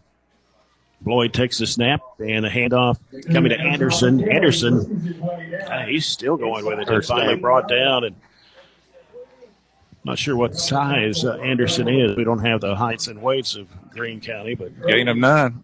Another first down. Anderson's about 5'9", 170. I mean, he's a little fella. So they can pick up a first down. It's 1st and 10 from the 11. Have they ran out of the tackles? No, everything's been in between the tackles. Not one time, have they? No. Nothing fancy, not even any play action. Not the quarterback hadn't kept it, nothing. Nope. Under center Floyd, and he hands it off to the left side of the field. And he is going to go in for the touchdown. That's the first. That's Deacon James. Yeah, that was the first. It was a little inside reverse. The first time they haven't just flat out. They ended up still going in between, right outside, inside the tight end. But 11 yards touchdown, and Greene County strikes first. Deacon James is the wide receiver, so he was the one that was that faked it to the running back and hit him coming across on the run. And I like what they did there. They didn't run that immediately after the timeout, but you know that's what was set up in the timeout. Yep. And we got a flag on the snap, too. Guess what? It's on us. We were offsides. Well, they may go for 2. I would go for 2. Why wouldn't you? You're with the wind, and I don't know, but I would go for 2. We haven't stopped them from 5 yards, much less 1.5 here. So go for 2. That's what they're going to do. Yeah, because Eastis, the female kicker for Greene County, is headed to the sideline. Boy, this has been our performance is so far this half is as bad as the weather. Just undisciplined right now. How many penalties do we have? 8. 8 penalties. Greene County has 1. In a quarter and a half. Started off the game with an unsportsmanlike. I'm calling this going to be Grady Shuffett. Yeah, he's in the backfield. And, get it right to him. Got it. Did he make it? He did. He fell into it because we hit him early. No, they say no. Oh. Okay. I would think that was Braden Houchins on the hit. Looked like he fell into the end zone from way back here. I thought he did, too. Look at this angle up here. Well, I'm just the way the game's been called. If it was close, they would have counted it. Yeah. So evidently he wasn't. Their official who was there on our sideline wasn't too demonstrative about waving it off. He was kind of like, Yeah, I'm not. I don't have a lot of confidence in this crew. but right now they're not the problem. So Greene County scores first with 6:22 to play here in the first half, and they lead the Trojans 6-0. I'm trying to look back. Is this the first game all year we've been behind? And we've been behind all year. Oh. I must be. I'm on to something because the Warren East game we scored first. Yeah. I don't think so. Unless Warren East had did they have a lead on us at one time? I don't think so. Well, I can't remember that far back. Well, they tried to onside kick it, but the ball literally went 2 yards. Yeah, it would look strange, but if we were alert enough, we could have gone pick the ball up and run in for a touchdown. Yes, sir. You're right. It went 2 yards. But what in high school you get the ball there, so Right. we have terrific field position. 42-yard line. Yeah, the female kicker went up to kick it, and she faked it, and they had somebody else came from behind and was going to do an onside, and basically did the Charlie Brown, missed it, and it went 2 yards, and everybody from Greene went down the field except for the two kickers. We could have actually tried to pick it up. Now, what the referees would have said, I don't know. Would they allowed you to advance it? I don't have any confidence. They should have. They should have. All right, let's just get over it here. Let's try to punch it in. Going here. Spillman under center. Backfield is split, and there is fake handoff. Spillman keeps it, coming to the near side, trying to make the cut at the 40, and goes out of bounds where he's tackled out of bounds at the 37. I don't like them outside the white driving him in the ground there. But gain of 5. And it's inside. It's at our bench, too. I know. So it's right here on the near side. Oftentimes you'll get the benefit of a questionable call in front of your bench, but we have not gotten that. That was a tough 5 yards by Tate. There's nothing he's gotten tonight. It's been easy. Bewley split out wide left. Jordan Harris and Cody Kearney in the backfield. This time, coming to the near side, Jordan Harris. And he didn't get out of bounds. Break a couple of tacklers, and he is still going. Tough yards. Yeah. Got it to about the 25. Well, they get spotted the 26. Gain of 11. But a first down. Yeah, I thought he was down, and he just broke through 3 or 4 dragons right in front of our bench. Thank goodness it's in front of our bench. Yeah. And the way he got drugged down, I was afraid that they might have kind of rolled up on him, but he popped right up and got back in the huddle and said, "Give me the ball again, coach." So first down with the Trojans. 5:50 to play in the first half. Barren trailing 6-0. Bewley wide left. Thomas goes in motion left. There's a handoff to Kearney. Kearney off the left tackle, crosses the 25 to about the 24. Yeah, you have to make Greene County respect that fullback dive. And I didn't pick up much. They only gave him 1 yard. Only picked up 1, but it's a play you got to keep going with. Second down and 9 for Barren at the Greene County 25. Bewley split out to the left again. Spillman under center. Handoff coming to the near side. It's Jordan Harris. Harris tried to stay in bounds. He made a spin move, and he stepped out of bounds with it inside right around the 20. See where they put it. It's going to 21. Yeah, it's going to be 3rd and 5 right now. This is definitely 4 down territory.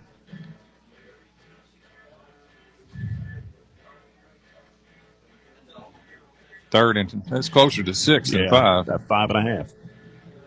Haven't called Dalen Thomas's name lately. I wouldn't be surprised to see him perhaps get it. This time Corbin Wells is in the backfield with Jordan Harris. And a handoff coming to the near side. Picks up about a yard. That's Wells. Going to bring up 4th down and about 4. 3 runs, haven't gotten very much there, so it leaves you 4th and long. Definitely, like you said, go for it, but I'd love to see Dalen touch it. Lined up in the slot position the last few plays, and that's where he'll go here. So they put the ball at the 19. Big play right here for Barren. Trying to get Spillman. And this time, and Greene County has recovered it. Wasn't going to get it anyway, but that was a hit that time on Jordan Harris and hit him right around the line of scrimmage. He wasn't going to get it, and ball flew up in the air. And turnover number 2 for Barren, is that right? Or 1? Yeah, Green's turned over once. Yeah. That's our first turnover. Turnover on downs there. That's correct. They recovered it too, so yeah, it'd been either one. 4:19 to play. Just uninspired football right now. Yeah. Floyd on the handoff. That's Anderson. Crosses the 25 to about the 27. And it's Waylon Clemens on the tackle. Pick up a 5. Here's what you're in big-time danger of. There's 4 minutes left on the clock. If they score, you're probably not getting the football back. You're down 14-0 theoretically, and they get the ball to start the half. You're in big-time danger territory. You've only touched the ball 3 times this whole half, and you would go down 3 scores if that nightmare situation happened. So, we've got to do something here. Get a turnover, get a stop, any type of momentum.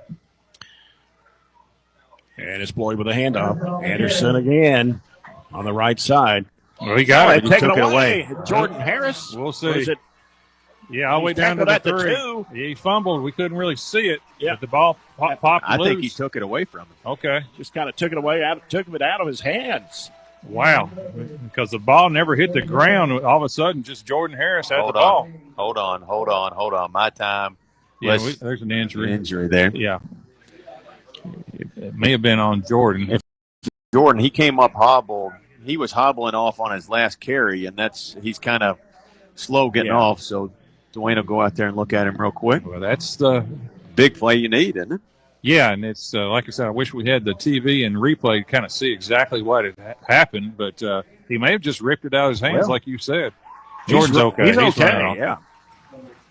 And now we got to finish the play, though. We have to finish it by putting it in the end zone. I think Jordan's upset he didn't score.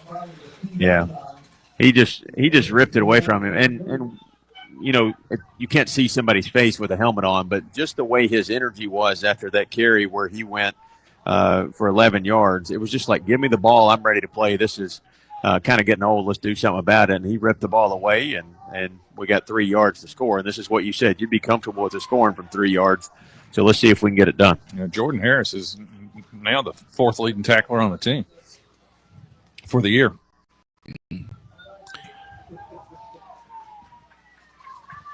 I would be surprised if this doesn't go to Dalen Thomas.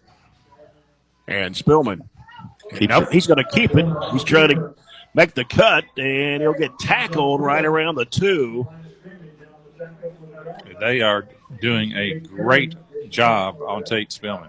Yeah. There is nothing easy right now with Tate. Everything is a scramble for his life. I mean, again, would he pick up 1 maybe? I think he did. He's at 1. the 2. And John, when I had my one night debut of Sideline Reports, John said it, we went outside the tackles too much. In that situation, and I thought we did it, I'm not being critical because we're clearly 5-0, we're playing good football, but in that series to start the game, I thought we were too fancy. Don't get too fancy here. Just give it to Dalen or go straight up the gut there with a dive and get some points. Don't be too fancy here.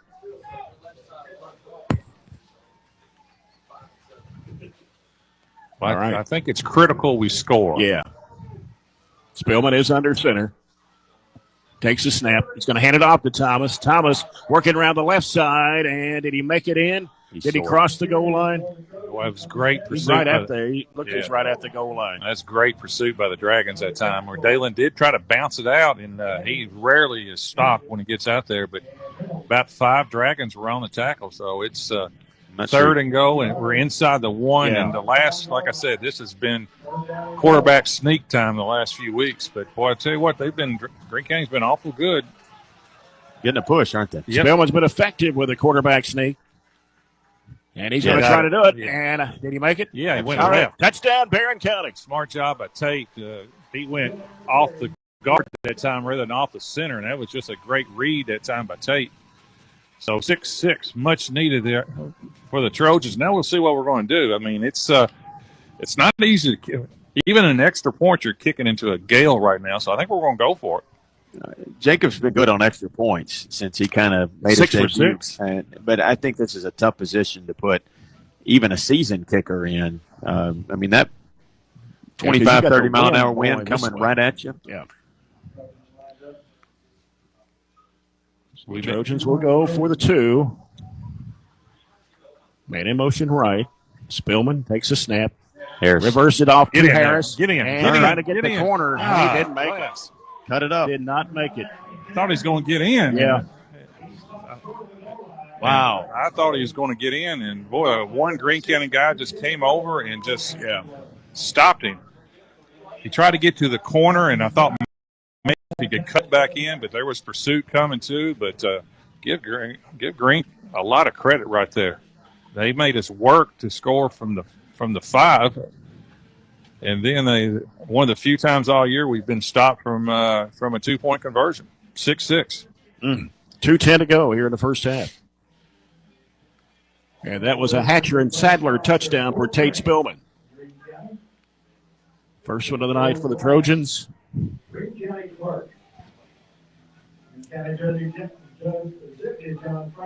You got Bishop and looks like Anderson back for Greene County. This ball's got to be hard on the ground. I assume anything up in the air is not going to go very far. Yeah, Braden Houchins.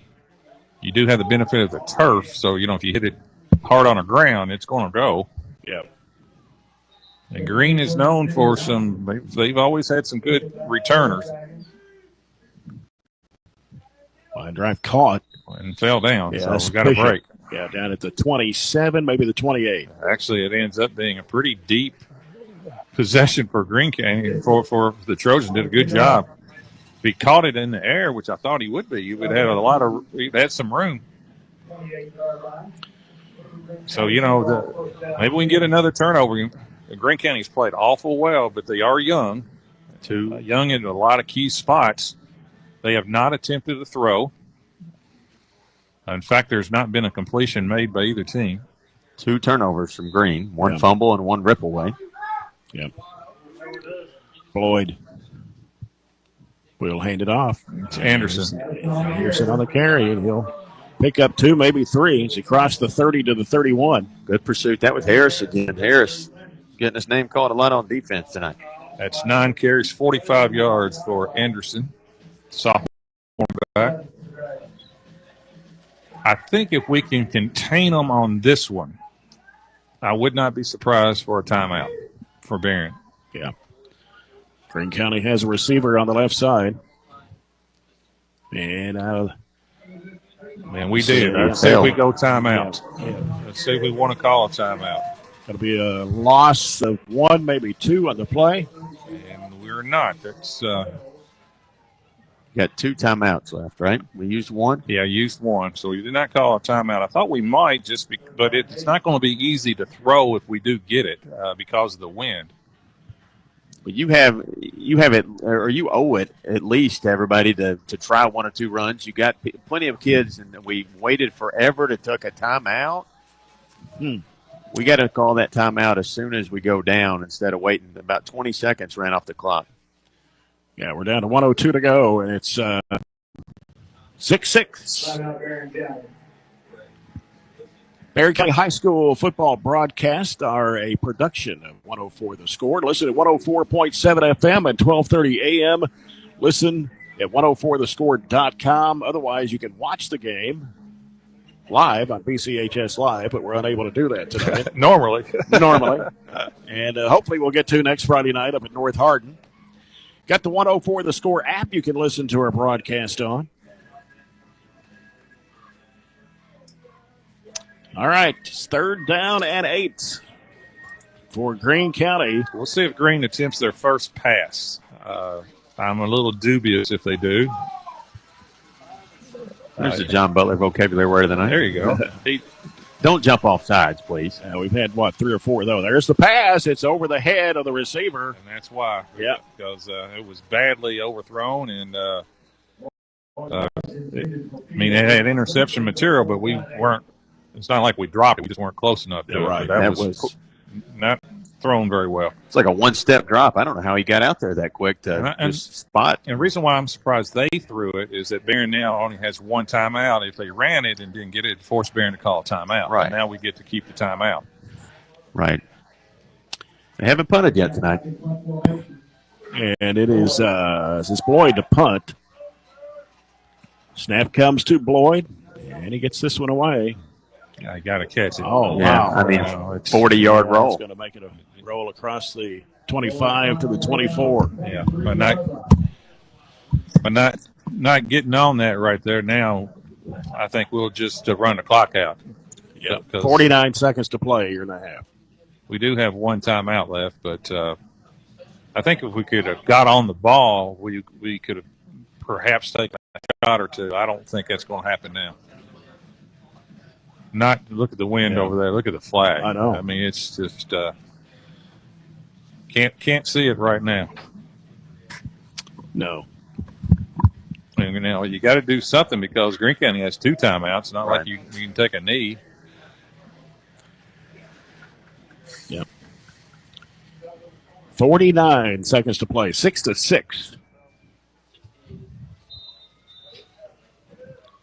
As the Trojans get set. Spilling under center. You're going to pitch it out. You're on the near side. Jordan Harris. Harris gets across the 25 to about the 26. And so that will be a pickup of about, 3? It'll be 2nd and 7. 30 seconds to go. Yeah, neither team interested, I think, in stopping the clock. We still haven't. I think you see what you do here if you want to stop it.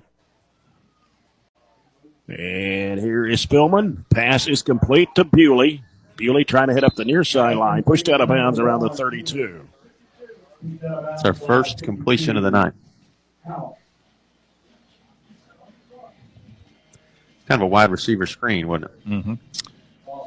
30-yard line, 3rd down and 3. 3rd and 3 with 15 seconds to play. If you don't get it, they call timeout here. I would.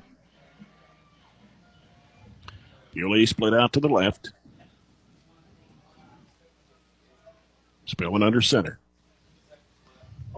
And a handoff coming. Breaking through there. Go. Trying to get to the 45, 50, 45, 40, 30. Down to the 20, and he gets upended at the 15. Timeout. Stops the clock with 4 seconds to play. He just didn't have enough gas to get where he needed to get to. Gain of what? Huge 50 gain. On the play? Let's see. Started from the 50. 30. Where do they spot it? 54? Yep. Gain of 54. That was Harris. 20. Let's see. We got a timeout. 16-yard line. We called it. We did No, call we it. did not. Okay, we were just going down it. Well, okay, we didn't call it. 1 second left. That was we were motioning timeout, so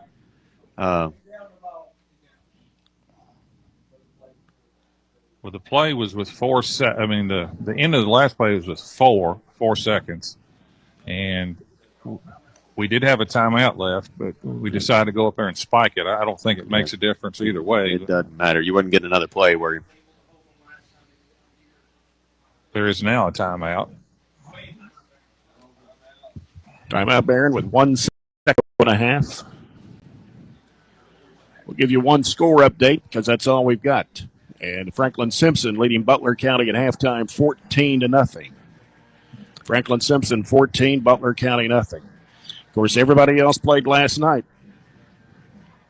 If you do something from your bag of tricks, you got to make sure if something goes wrong, interception, you got to cover it. But it's got to go to the end zone, which means they're going to be cover.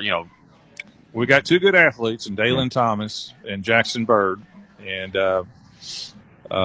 they can go up and get it. The problem is right now our pass blocking has not been very good. So you got to give Tate enough time to let the guys get down the field. And you also have Ray Bewley on the left side. Yeah. So we got 3 good receivers. Jordan Harris and Corbin Wells in the backfield. to Bewley, or excuse me. And coming to the near side, it's Spillman, but he's not going to make it. He's stopped around the 11. Ed Jackson just didn't give him time. Yep, time runs out here at halftime in Greensburg. Trojans 6, Greene County 6. We'll come back with the SCRTC halftime report after this break as you're following Trojan football, brought to you by Don Franklin Glasgow on 104 The Score.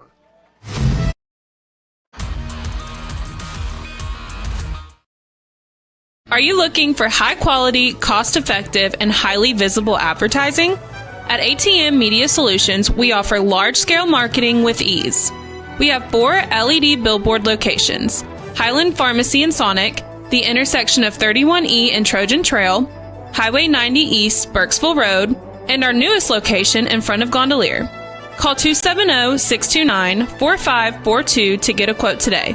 ATM Media Solutions. Advertise with ease. If you haven't heard, there's a new approach to banking. It's called Kasasa, and you'll find it at the People's Bank. Your free Kasasa checking account offers you monthly cashback rewards. The Kasasa Cash checking account can earn you a very high interest rate on your balance. Then link Kasasa Saver, and you'll also get a high rate on your deposits. Grow with Kasasa at the People's Bank in Glasgow, Cave City, and Marion. The People's Bank. Working for you. Restrictions and qualifications apply. Restrictions may vary. Contact the People's Bank for details and to learn more. Aero Safety is a proud supporter of Barren County sports. From helping make the BCHS Baseball Turf Project a reality to sponsoring the annual Spirit Week, Drew Hinton and his dedicated team at Aero Safety are strong supporters of local student athletes. Aero Safety helps employees and businesses develop safe work practices from coast to coast and right here in Barren County. They're located on West Main Street across from ESB. Learn more at aerosafetyus.com or talk personally to them in Glasgow at 270-670-4718. Welcome to Glasgow, Kentucky. This ain't no ordinary small town. This is Broadbandville, USA. People here weren't willing to sit around until one of the big telecommunications companies got ready to wire them up. They just decided to do it themselves.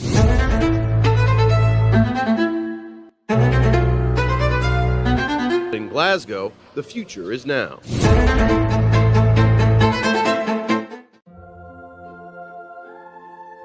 Growing up is realizing that everyone who told you to eat your breakfast when you were little was actually eating this for breakfast.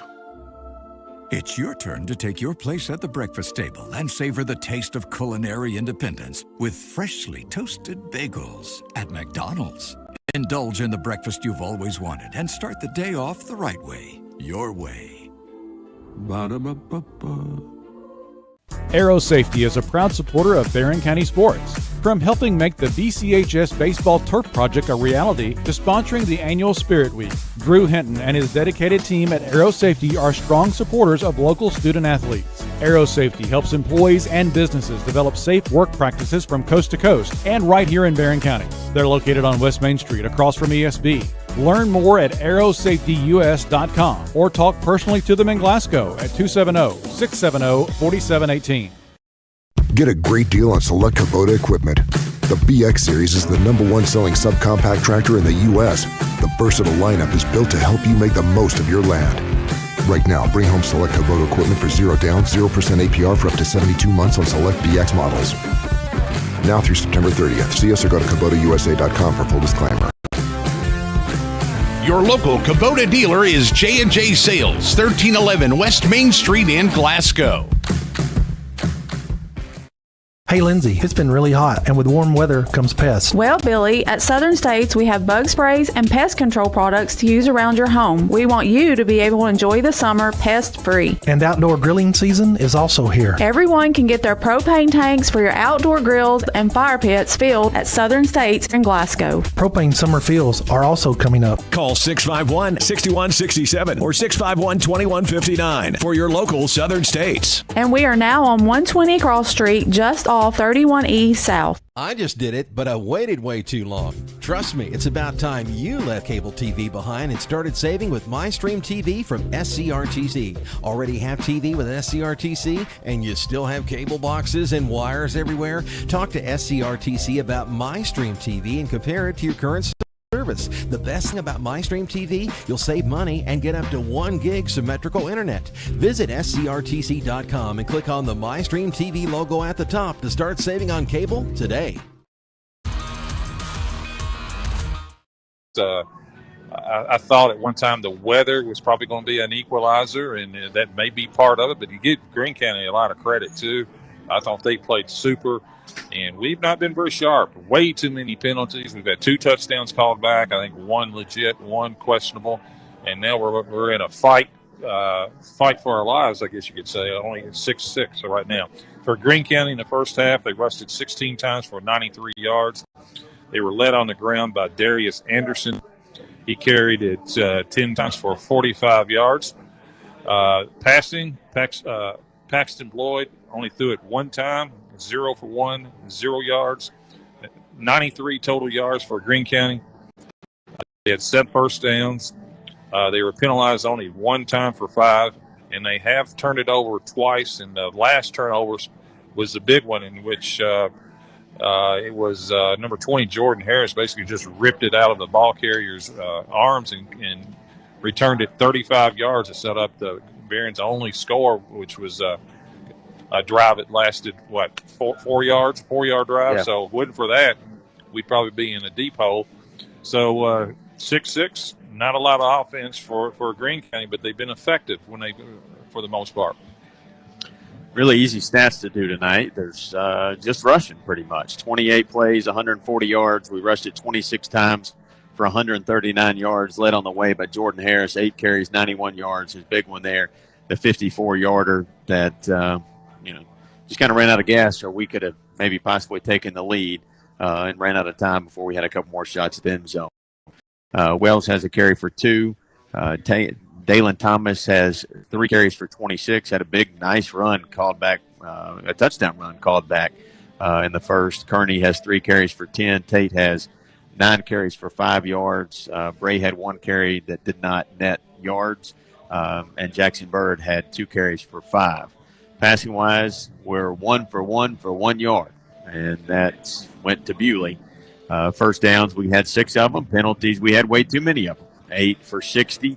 And we did not. 2 touchdowns called back because of penalties. Lineman downfield, and then blocking the back, I think, was the other call. 2 big play touchdowns called back.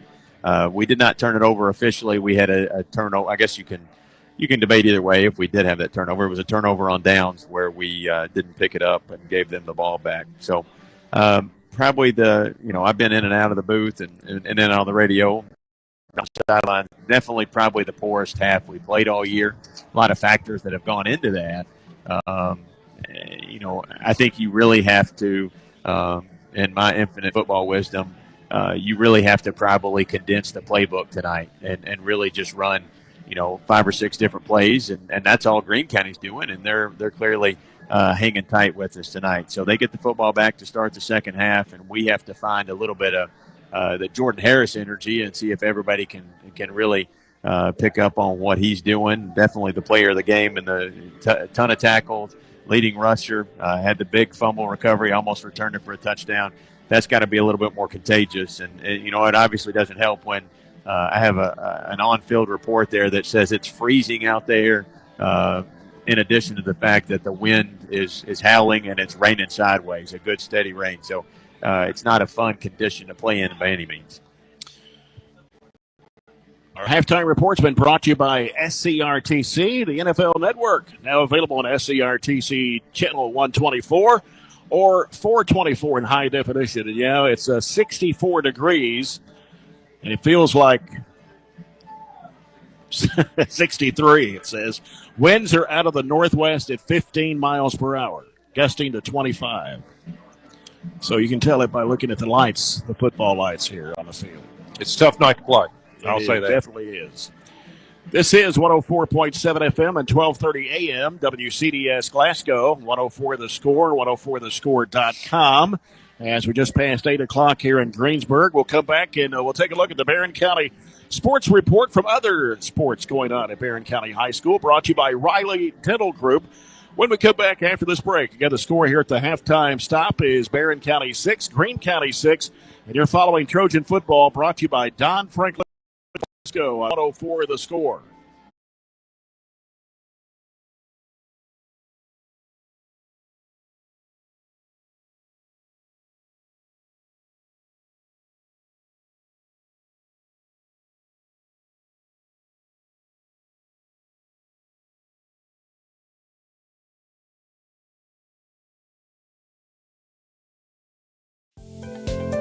At Kuzma Family Dentistry, we specialize in changing smiles and changing lives.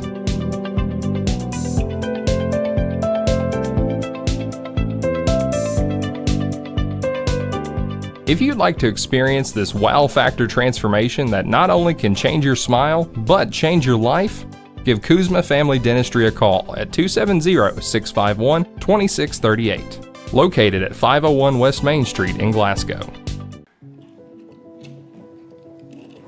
Hey son, what you doing?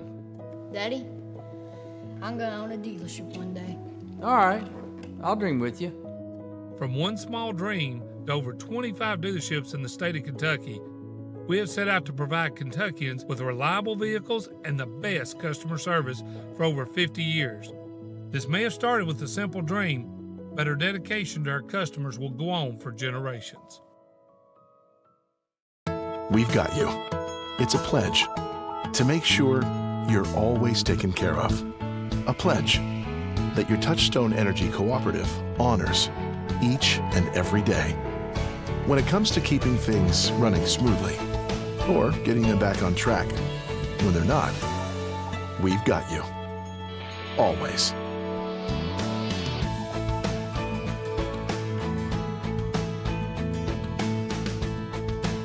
Extreme Health Club and Extreme Fitness for Women, both with 24-hour access, and Extreme Blend Smoothie Bar to help you refuel and recover. Over 8,000 square feet of weights in Extreme Health Club, and ladies only at Extreme Fitness for Women, including tanning beds, both with access to saunas, infrared saunas, and the 90-degree saline therapy pool. You'll love the wide variety of classes with experienced instructors. Personal training is available and with the best in the business. Call or stop by today and see what everybody's talking about.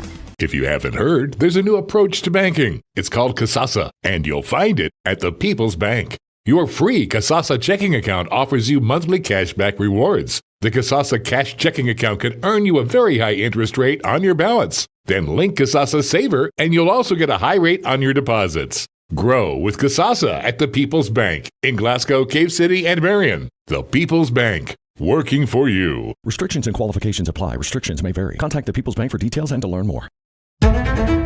Welcome to Glasgow, Kentucky. This ain't no ordinary small town. This is Broadbandville, USA. People here weren't willing to sit around until one of the big telecommunications companies got ready to wire them up. They just decided to do it themselves.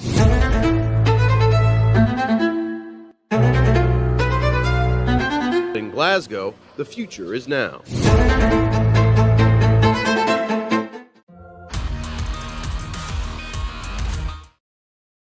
Softball district tournament. Barren County defeated Glasgow 4-2, but lost in the finals in middle school tournament to Allen County 5-4. And in middle school soccer, last Saturday, Barren County defeated Glasgow in boys 1-0 and in girls 1-0. So, a lot going on.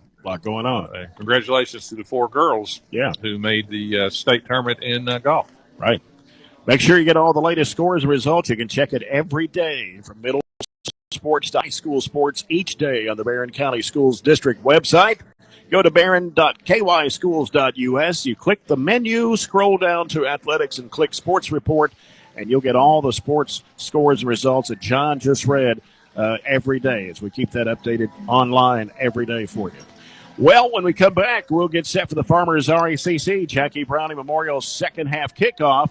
And our third quarter brought to you by Extreme Health Club and ATM Media Solutions. Again, the score here in Greensburg at Greene County High. It is the Trojans 6 and the Dragons 6. And you're following Barren County High football brought to you by Don Franklin Chevrolet Cadillac Nissan in Glasgow on 104 The Score. You could never have too much. Growing up is realizing that everyone who told you to eat your breakfast when you were little was actually eating this for breakfast. It's your turn to take your place at the breakfast table and savor the taste of culinary independence with freshly toasted bagels at McDonald's. Indulge in the breakfast you've always wanted and start the day off the right way, your way. Ba-da-ba-ba-ba. Get a great deal on select Kubota equipment. The BX Series is the #1 selling subcompact tractor in the U.S. The versatile lineup is built to help you make the most of your land. Right now, bring home select Kubota equipment for 0 down, 0% APR for up to 72 months on select BX models. Now through September 30th. See us or go to KubotaUSA.com for full disclaimer. Your local Kubota dealer is J&J Sales, 1311 West Main Street in Glasgow. Hey, Lindsay, it's been really hot, and with warm weather comes pests. Well, Billy, at Southern States, we have bug sprays and pest control products to use around your home. We want you to be able to enjoy the summer pest-free. And outdoor grilling season is also here. Everyone can get their propane tanks for your outdoor grills and fire pits filled at Southern States in Glasgow. Propane summer fills are also coming up. Call 651-6167 or 651-2159 for your local Southern States. And we are now on 120 Cross Street, just off 31E South. Reliable internet and great customer service? Two things you'd like to have? I'm talking local service and quick response when my internet is out, which never happens, by the way. That's exactly the type of customer service you get from an awesome internet provider like SCRTC. Not only do they provide gig speed and superior Wi-Fi solutions, SCRTC backs it up with phenomenal customer service. That is true value in an internet provider. Go to SCRTC.com and get yours with an unmatched service guarantee. Back up. Riley Dental Group is invested.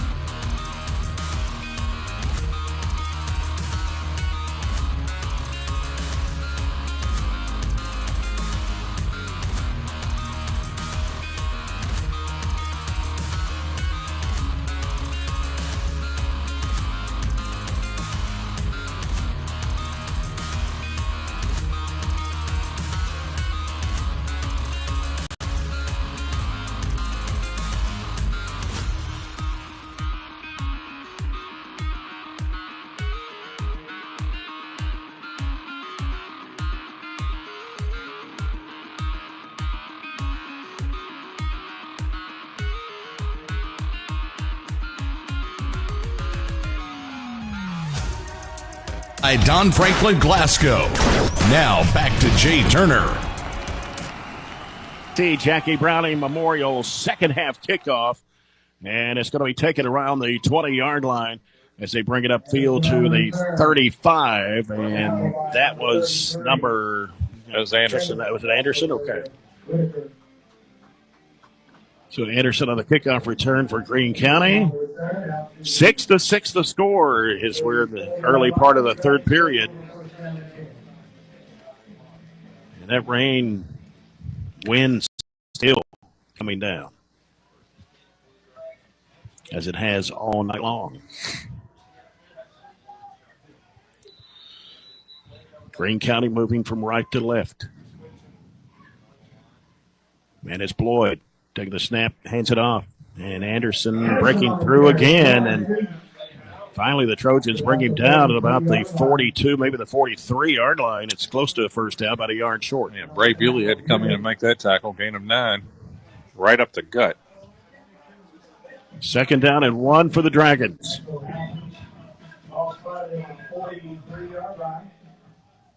Stay down 1. As they get receiver out to the right, which is James.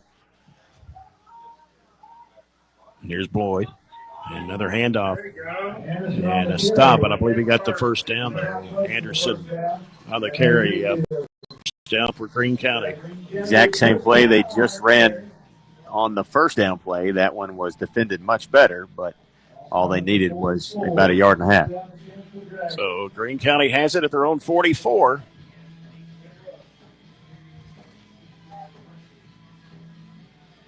One minute gone here in the third period.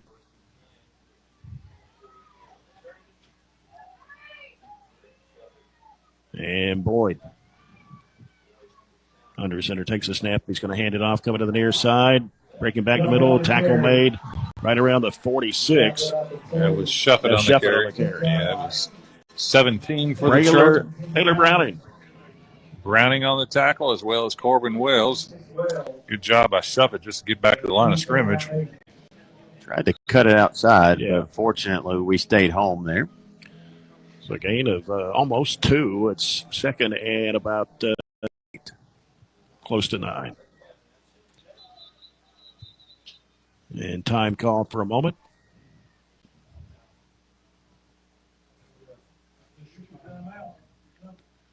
Got a tire shoe there, maybe?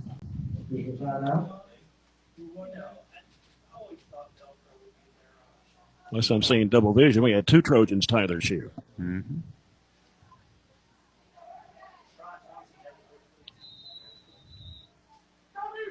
All right, got a wide out to the right.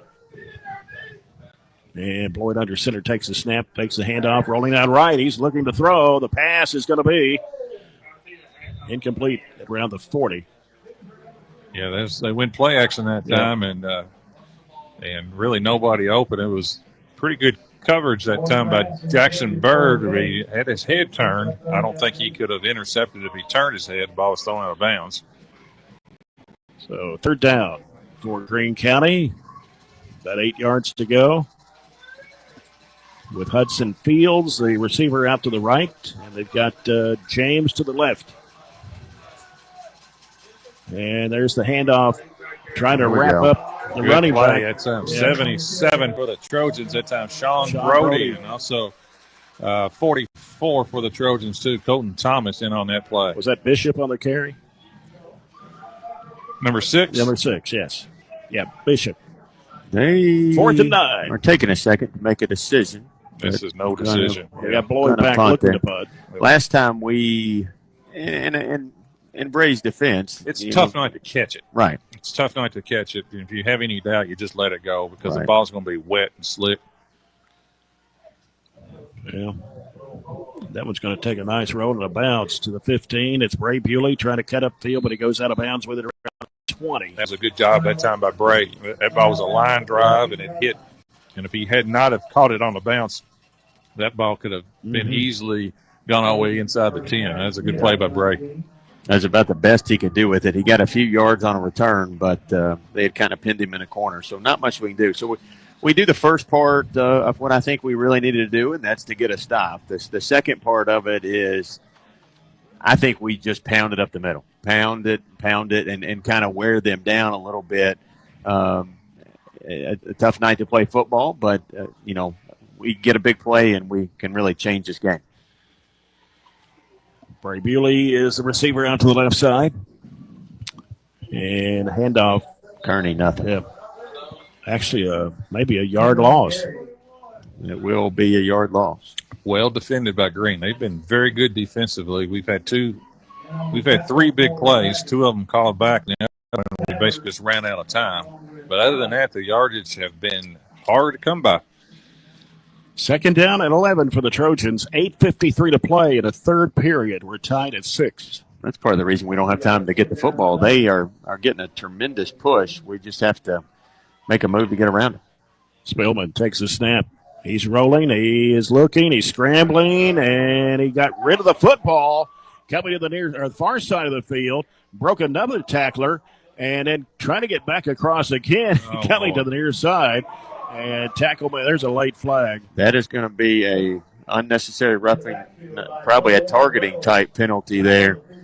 Jordan got hit really hard as he was trying to come back across the field. Where he's tackled is about, what is that, John, a 5-6 yard loss? Yeah. No, it's just nope. What?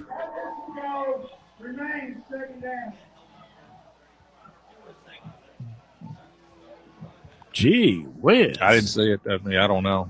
Blindside block. Blindside block. But anytime that you run where back across you this way, scramble and come back across the field, you're always susceptible to that. Jordan took a big hit. He's coming off right now, but he's okay. So we're in horrific field position. I'm a little surprised they even took the penalty. It had been 3rd and 11. Yeah. And now it's 2nd and 21, and they are going to decline it. Yeah. That's the right call, probably, isn't it? Yeah, I take the down. Yeah. So it's a loss. It's a loss anyway. Yeah. So that's 3rd down and, 15? Yeah, we're in terrible field position right here. So we'll make that a 5 yard loss on the play. The problem is there's two things I'll tell you here in a second. And Spillman now we're going to hand it off to Dalen Thomas. Here's the deal right now. There is no room to run right now. They have taken away our running game. They're doing a good job, and it's very difficult to pass with the wind. So it's the game. If you take away the wind, calls for us to start throwing the ball a little bit because there's just almost no rushing lanes. Problem is, it's really difficult to throw. Plus, we're not doing a very good job in pass protection. That's the double whammy. You got to catch this and get it off. It's Bishop back near the 50 for Greene County. Braylon Houchins inside the 5 to punt. And he gets this one away. Bounces across the 50, and it's going to be fielded by Bishop there at about the 45-yard line. Working around to the right side of the field, and he'll be tackled out of bounds at the Barren County 38. Took a bad angle that time and getting down. So the return was about 15, 16 yards, maybe longer than that. So Greene has got fabulous field position. We went nowhere but backwards when we had it, so it's 1st and 10 inside the 40. The good news is in the fourth quarter we will get the wind. Hopefully the game is still tied or we're ahead by that time, but right now. Might not get it back by the time fourth quarter starts. We'll get it back. Floyd on a handoff. Anderson right up the middle. Anderson on a carry inside the 35. Picks up about 5. Browning again on the tackle. What Jordan was able to do when we kind of got him, not really his momentum stopped, but he's such a little kid. We kind of wrapped him up, and he just ripped the ball away. When the ball's wet and slippery, I don't think it's a bad idea to try to punch at it a little bit and try to knock that loose. Just went off limping on the sideline. They can't afford to lose too many. 2nd and 7 for Greene. They got wideouts each way. Got James here on the near side. Floyd. Shuffett hands it off to Shuffett. Shuffett moved himself forward and still going. It took about 3 or 4 Trojans to bring him down at the 30-yard line. It's a good-looking freshman. Well, he runs hard. Gain of 6 on the play. It's 4 carries, 34 yards for Shuffett. This is clearly 4-down territory. It's 3rd and 3.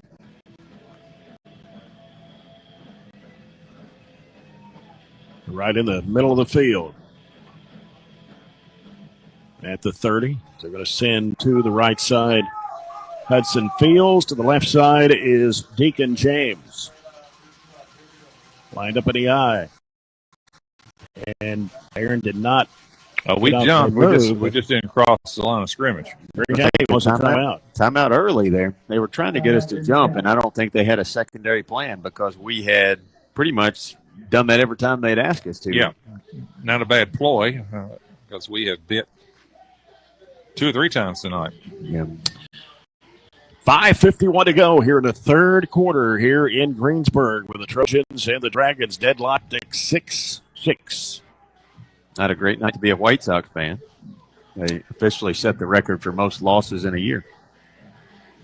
Playing the hottest team in the game, too, in Detroit, I believe. Is that right, help. Detroit? Yeah, doesn't help. It's about time for the playoffs. Starts Tuesday.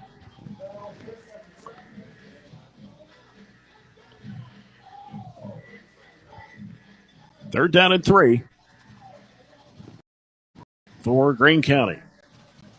6-6. Trojans had 2 touchdowns called back in the first half.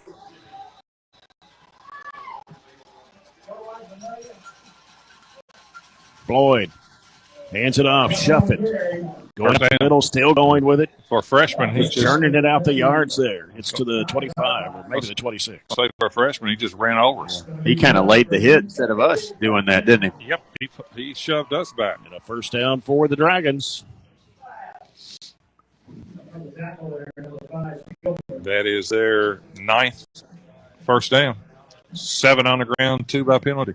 Henderson kid still not back in there. He's trying to kind of loosen himself back up on the sidelines, but this time we're going to send 2 receivers to the right. I don't think that's happened during the game. I don't think they're throwing it there. And hand up, bouncing to the right side. A tackle made right around the 22. Tate Spillman coming up from that safety position made a nice hit. Looked like there's some yardage to be made that time by Bishop. But, Tate's a good player on defense, good tackler. I'm just going to give him 2. What they haven't done, or what they have done tonight, is they really not let us get him on the first attempt. They really made a lot of people miss tonight. It does help, the offense has more of an advantage with the movement and the shiftiness because of the wet conditions. Their offensive line's been good. They have. Second down and 8 for the Dragons. 2 receivers up to the right once again. Boyd. Ball. We got it. Trojans got it. That's, slid right in there and caught it. Braden Houchins. That was a fumble with the exchange between the quarterback and the tailback that time. Ball on the ground. And that time, Braden Houchins came in and just got there before the quarterback and the tailback could get back on it. Turnover number 3. And, man, we needed that one. Needed that one bad. Braden could not have been in any more of an ideal position, and his eyes were right on it and dove right on top of it and left no doubt about securing it. They've turned it over twice, kind of inside our 30, haven't they? Once early and once right there. Yeah, I don't know who's more fortunate. We've had 2 touchdowns called back, but then again, Greene County's turned it over 3 times, so I guess it's even, right? 6-6. Spillman will go under center. Bewley is the split out right. And a handoff coming to the left side. Breaking a couple of tacklers and getting it up to the 35, maybe the 36. Cody Kearney. His best run of the night. Give him about 7. One thing about it right here with Coach Myers, it's not his first rodeo with trying, calling a game. When things aren't kind of working the way you want to, you're facing some weather issues, so it's not really it may be a little bit foreign to some of the players, but not to him. So we'll see what he can kind of come up with. Wind's kind of laid down just a little bit, and the rain's maybe eased up just a little bit. 2nd and 2 for the Trojans. Spillman goes under center. And now he'll come into the near side. Jordan Harris. They're going to take him down at the 30. What a disaster. It was 2nd and 2, and now it's 2nd and 3rd and 8. Loss of 6.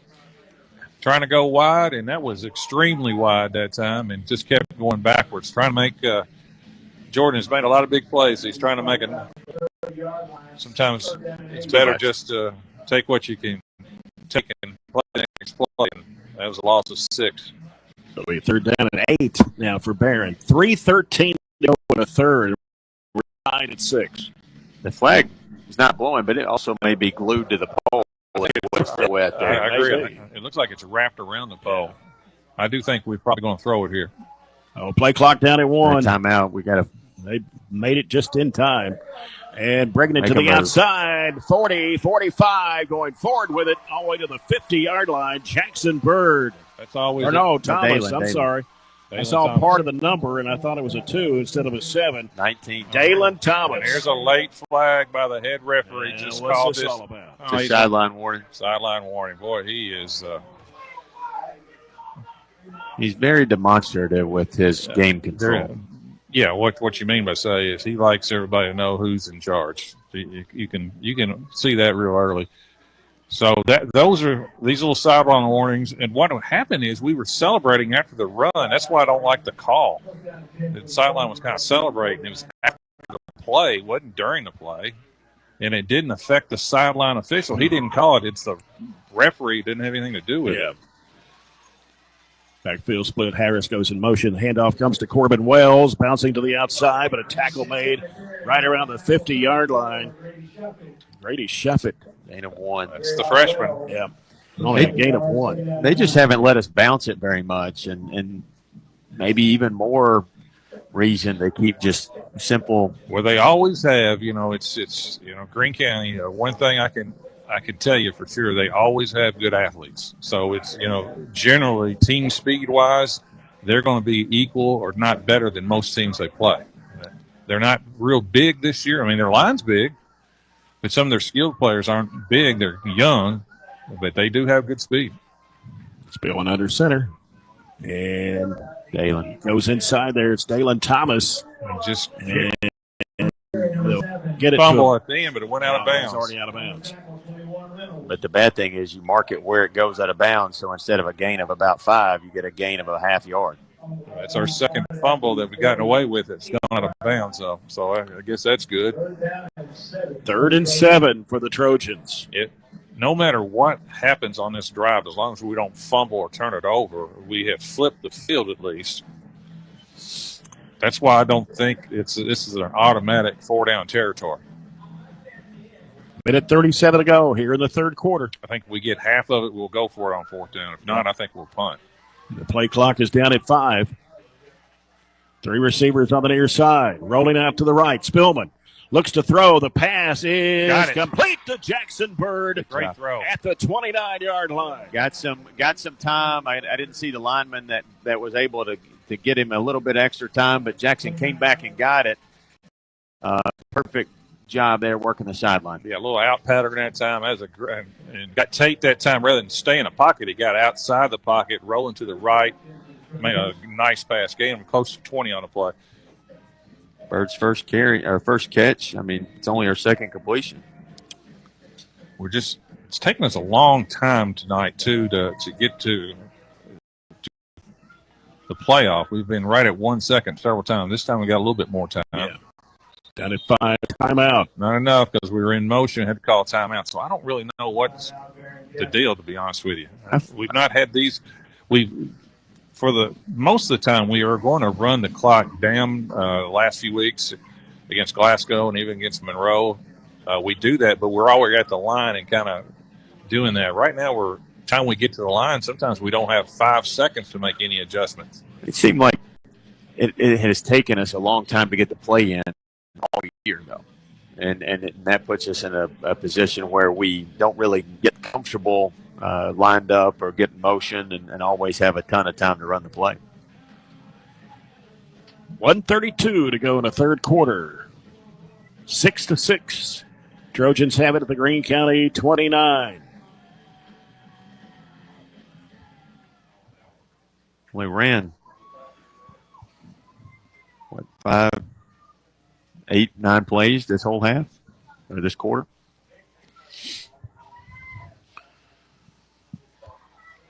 Trojans get lined up. Got Wells and Harris in the backfield. Comes off to Harris off the left side, trying to break to the 20, 15, 10, 5. Touchdown, Barren County. There are no flags on the field. Not yet. I'm not going to hold my breath on that one. 29 and a touchdown. That was a on the left side. Give the line credit. Big hole.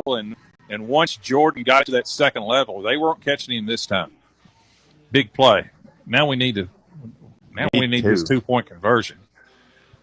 We've been probably at 90% this year. Did not get it the first time. Yeah. It's been hard to be. It's been consistently difficult for us to pick up 2 or 3 yards, though. It's not like we're walking in.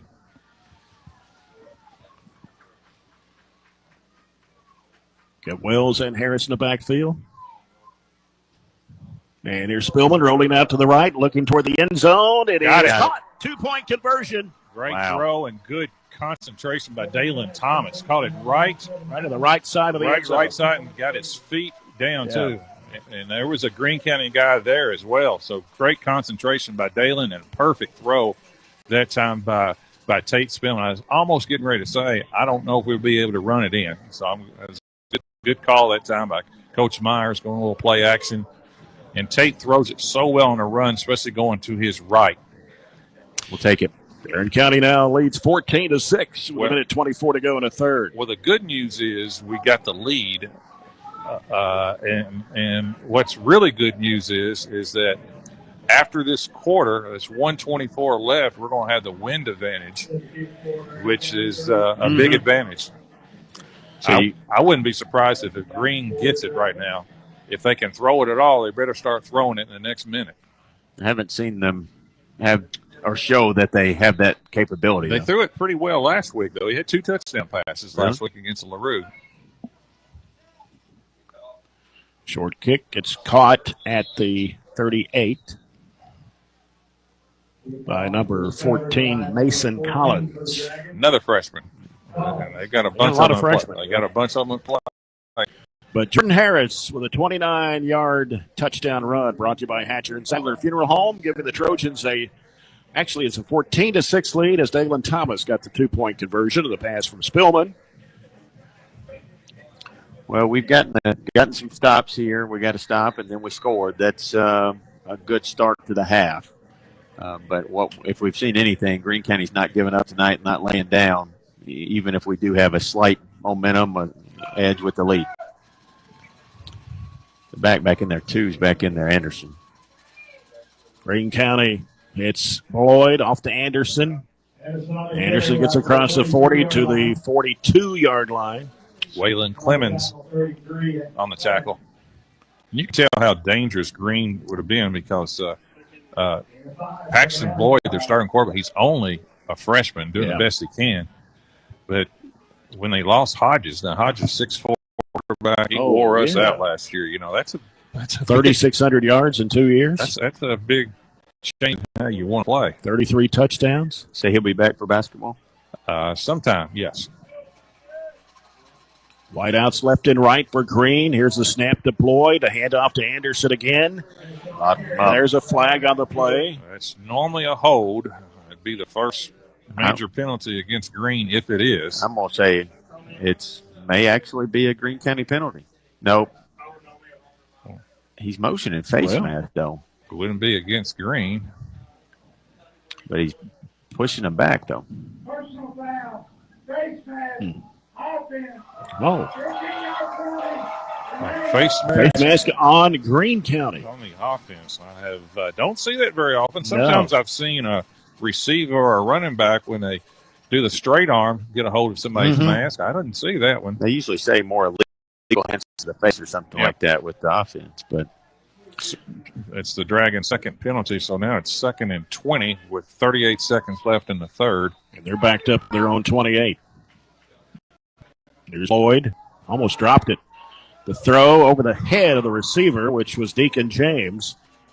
Yeah, not even close that time. He ball slick and he dropped it. Almost, And they put themselves in, and we obviously are going to benefit from it when they put themselves in a passing down. We just don't need to do anything dumb like pass interference or late hits or anything like that. I think we should be able to get the ball back. Even a pass interference won't give an automatic first down, but you just don't want any type of personal fouls. It may in Greene County, though. Fields wide right for the Dragons. Here's a snap deployed. He's rolling out to the right. He's looking. He's going to throw. The pass is in. intercepted by Jackson Bird. He's running it down the far sideline where he's out of bounds around the 20. Great job. Ball was overthrown that time, and clearly that's what you want. You want to get them into some passing situation. And what is there, a flag or something? What's my going time. on? An official says my time, so I don't know what that is. We have several that took their helmets off running off the field. That's probably what he's going to say. Boy, you can't get this guy. He'd write you a ticket going 36 and a 35. He's putting his fingers in Myers' face and saying, like, listen here, big guy. Like, I'm not sure he's the fella I'd say that to. But I don't see a flag, so I don't know what it was. But anyway, another turnover. It's turnover number 4 for Greene County. 21 seconds left. Got to get our offense back on the field. It would be terrible to have to call timeout after an interception, but yeah, clock down to 7. Not lined up at all. Got Preston Pace here on the right side. Good gracious. And they're going to have to call a timeout. That is so frustrating. Well, our offense wasn't really organized getting on the field. We were like we didn't realize we had gone from defense to offense and took forever to get everybody lined up. So now we're down to just one timeout. I think that's so. Yeah, I guess so. We've had we've had to call 2 in both of those situations like that. Timeout brought to you by Scooters Coffee. Wouldn't be bad, even though I'm not a coffee drinker, but it wouldn't be a bad night to have a cup. I've never seen you drink a cup of coffee in all my years. Well, that's because I don't drink coffee. You don't drink any coffee? No. Really? I like the smell of coffee, but I don't drink it. You're the only person I've ever met that doesn't drink coffee. Really? Yeah.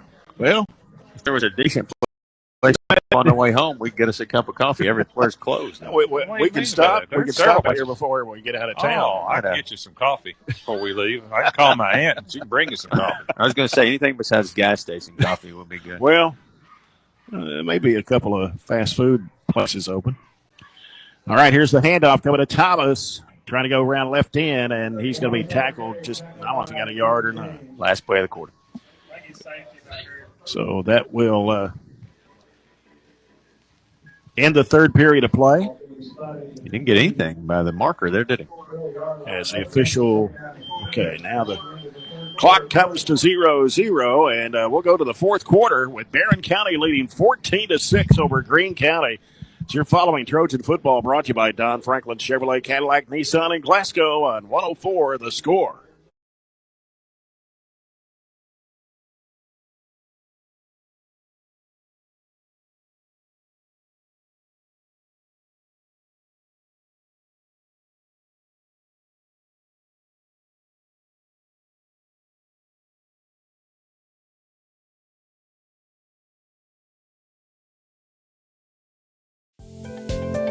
At Kuzma Family Dentistry, we specialize in changing smiles and changing lives.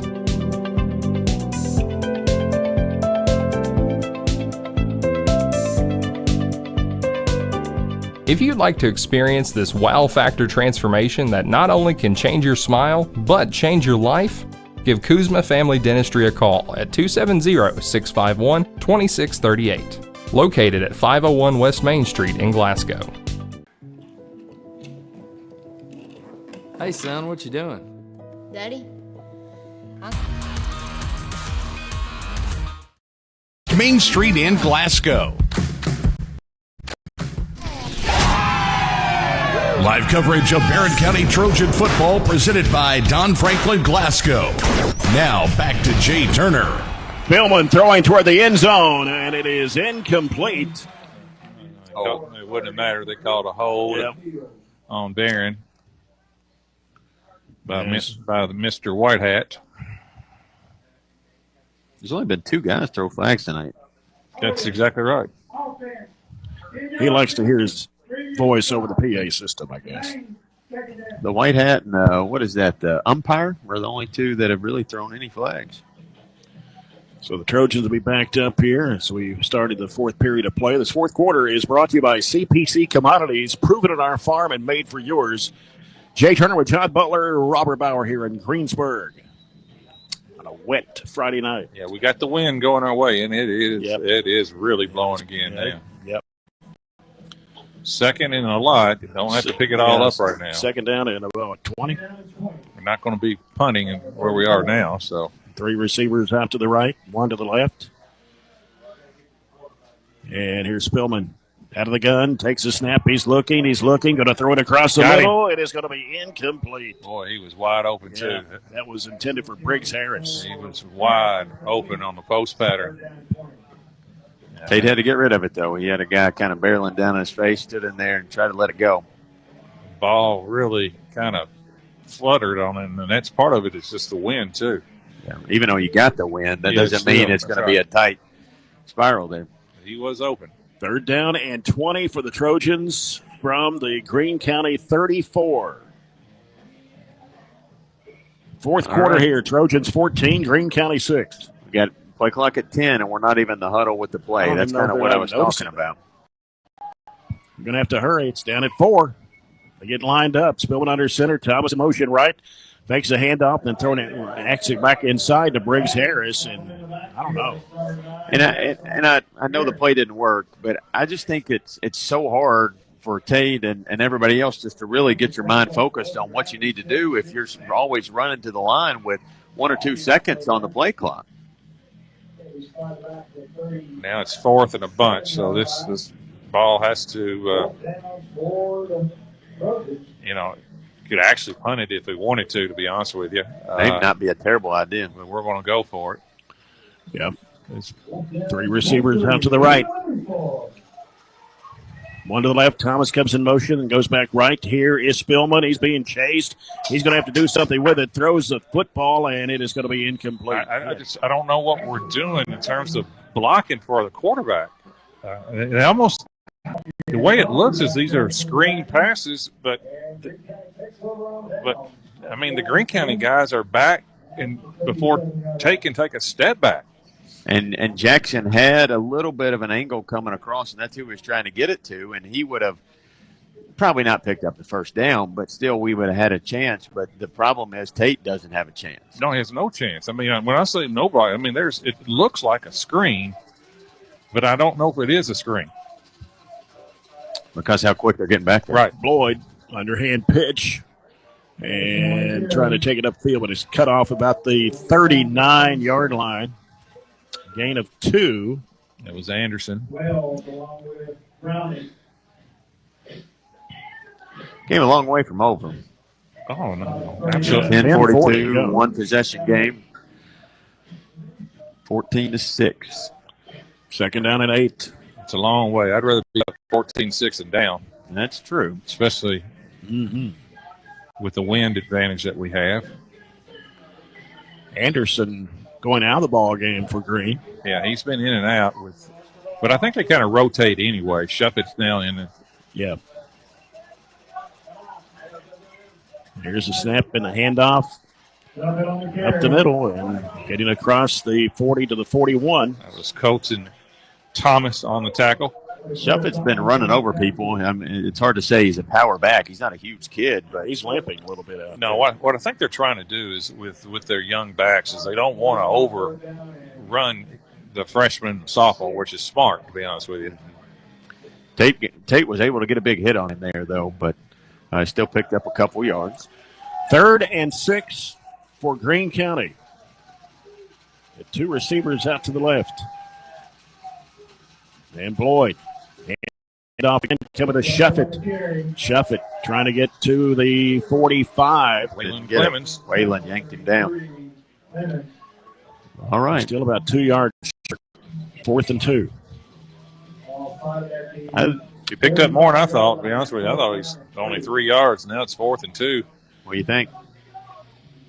Probably the better play would be to punt, to be honest with you, because we're struggling moving the ball. But it looks like to me that they're probably going to try to draw us off. That's kind of the play in high school right now. They've got 2 timeouts left. They got 2 timeouts. We'll see. They just try to draw us and then go, but the play clock's at 5. Here's Floyd. He takes the snap and a handoff. He got it. Busting through there and getting tackled right around the 48 of Barren County. That's Anderson. Picked up a bait right up the gut. I don't think there was ever any they weren't even going to try to draw us. I think they were just going for it. Non-district game. Green's 2 and 3. Why not? Yep. Got nothing to lose. Playing a bunch of young kids that are going to be here for a long time. Yep. You take chances and give them opportunities, right? Yep. They line up with 2 receivers out to the left once again. They're lined up all sides over here. And here's Shuffit trying to get across the 45. Colton Thomas, another tackle. Gain of 2 for the Dragons. I thought their tight end And was. it'll be 2nd down and 8. Thought their tight end was lined up off sides, but no call.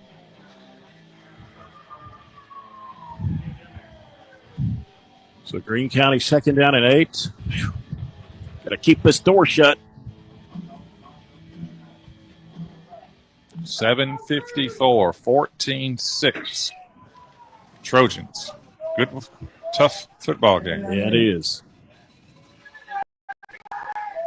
Send a new receiver out to the left. That's Hall. And coming on the left side. And how about a big tackle? Let him down. Waylon Clemens. That was on number 3. Yeah. Deacon James. Yeah. A great play by Waylon. A little worried about, taking it too far right there. They kind of got a quick trigger, but no call.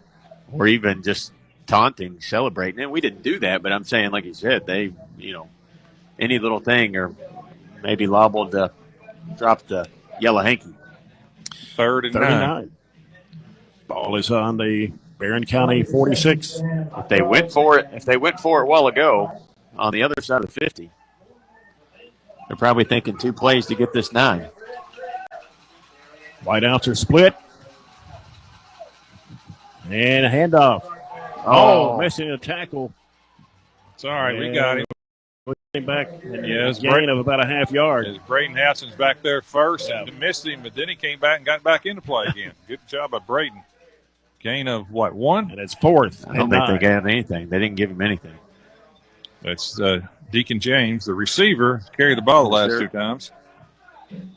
What do we got here? Timeout? Yeah.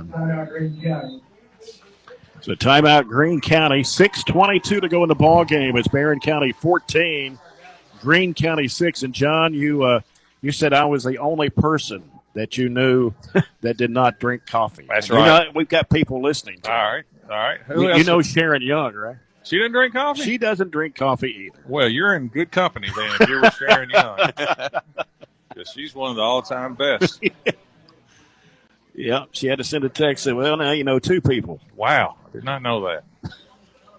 Well, I didn't either, but she said, I don't drink coffee. Acquired taste, you can always start. It's not too late. That's right. Can I put sugar and cream in it? Yes. I won't judge you. Very much allowed. Oh, I'm talking about coffee. I'm not talking about all that fancy stuff. What? You don't drink lattes. Frappes and lattes. No, none of that. That don't count. We're getting in a world we don't know anything about right there. 4th and 9. I will call this a big play. A big stop for the Trojans so they can get one here. Here we go. Pass. And the pass going to the left side where it is missed. Had it in his hands. That was Hudson Fields. Would not have mattered, though. He was going to be way short. And so Trojans take over on downs with 6:18 to play. He was open, and the ball went right through his hands, but it would have been a gain of 5. They needed 9. Assuming we made the tackle there. We were close. So the Trojans have it at their own 46. Moving from right to left here in the quarter. We need a drive of about 10 plays, 6 minutes, 18 seconds. They've got 1 timeout. We've got 1 timeout. But more importantly, we've got a 8-point lead. Yeah, we need a drive or just a touchdown, too, would be nice. So I can breathe a little easier. Spillman under center. Briggs Harris in motion, coming to the near side. A handoff on the near side. And turning his way to the 46. What I like about Cody, too, he had both arms, hands and forearms all over the ball that time. Because Greene County is going to be trying to reach in there and try to strip it. Good job by Cody. His last 2 runs, 1 of 7, 1 of 8, and that's what I like. Simple up the middle and obviously a positive gain. Last time we had it 2nd and 2, we went backwards for about 8 yards. So we need to keep that just simple, straight up the middle, getting first downs and running that clock. 2nd and 2. Spilling under center. Backfield is split. Long count. Finally, handoff going to Kearney once again. And he will get first down. The first down to the Greene County 40. And gain of 6. Right up the middle. Edward Jones Financial Advisors, Jamie Harris and Sheila Perkins, first down for Barren County. So you weren't our play calls the rest of the game, kind of like just black coffee, just plain, right? Hey, I want to tell you somebody else that doesn't drink coffee. Okay, Larry Glass doesn't drink coffee. Really? And Stacy Sutherland doesn't drink coffee. Are we anybody else on here? We're gonna. Yeah, goodness. So we got a lot of people that don't drink coffee. So Spillman. And yep. Oh, I'm going to change what I said. There was nobody that I was aware of. That you were aware of. That's okay. Correct. And obviously, there's some people that offsides against Greene. Was that their third penalty of the night? Third penalty for the Dragons. That'll move the stick 5 more yards to the 30. Is that the 36 over there? Well, my sister doesn't drink coffee either, but she's not listening. I mean, do you really know that? Yeah. She might be listening online. Nah. Oh, okay. Backfield split once again. Briggs Harris comes in motion left, and there's the handoff. And going to the left side of the field. That's Kearney again. Kearney. Just Kearney churning the yardage and gets another first down for Barren. How about 7, 8, 5, 6 now? And it is now set up if Coach Myers wants to, since we've run 4 straight Cody Kearney fullback plays, it is set up if he wants to fake that and maybe a little outside run if he wants to. Ball is on the Greene County 29. We'll stay with the black coffee train here, though. Backfield split again, Spilling under center. Wide out to the left side is Preston Pace. Man in motion is Briggs Harris to the left. And this time it's tucked in by Spillman. Spillman is up in it around the 19. And that was the fake. Yeah, he tucked it in and got a first down. It was a fake. On the near side of the field. Fake to the quarterback, and I do not have a direct line to Coach Myers, but it was a fake, and then Tate took it himself over the left side. That's Tate's best run of the night. Mm-hmm. All right. So another first down for Barren. How many first downs is that for us, Robert? 12. Thomas split in the backfield, and here's Spillman under center. Long count. Handoff. And nothing there. Yeah, that time the Dragons stuffed Kearney that time. They had 2 people in the backfield, including my cousin. I hadn't even mentioned my cousin. You got a lot of cousins up here. Andrew Houck, son of Robbie Houck. You went to school with Robbie, right, here at Greene County? No, I'm a little older. You remember Debbie Houck that played at Western Kentucky? I do. Well, Debbie is this kid's aunt. Aunt, yes. Okay.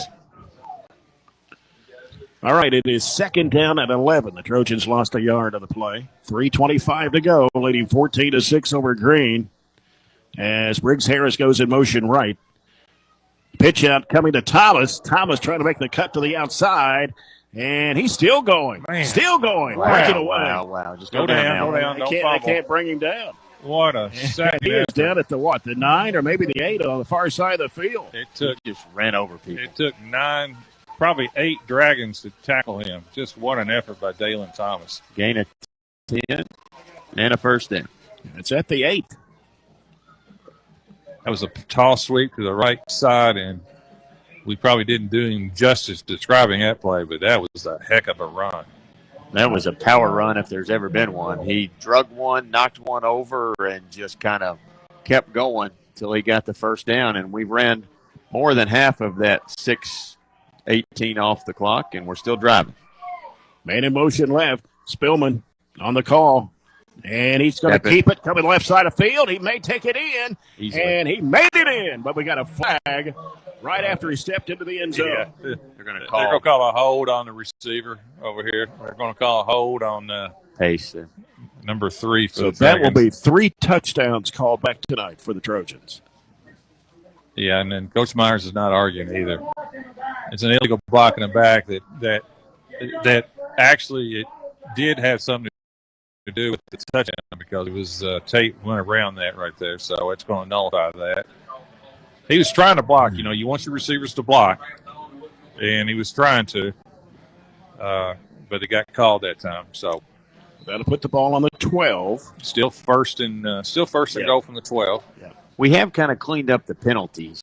I mean, I don't mind when you call it and it has something to do with the play, and that was right in front of the official. Yeah. No argument from the staff. Backfield is split. Spillman calling out the play. He's under center. Man in motion to the left. Briggs Harris. And there's the handoff to Corbin Wells. And Corbin is the fullback. So that's about the 6th, I believe. That's another fullback. And now Miss Hughes just said she's not a coffee drinker. How'd she get all that energy? That's what I'm trying to figure out.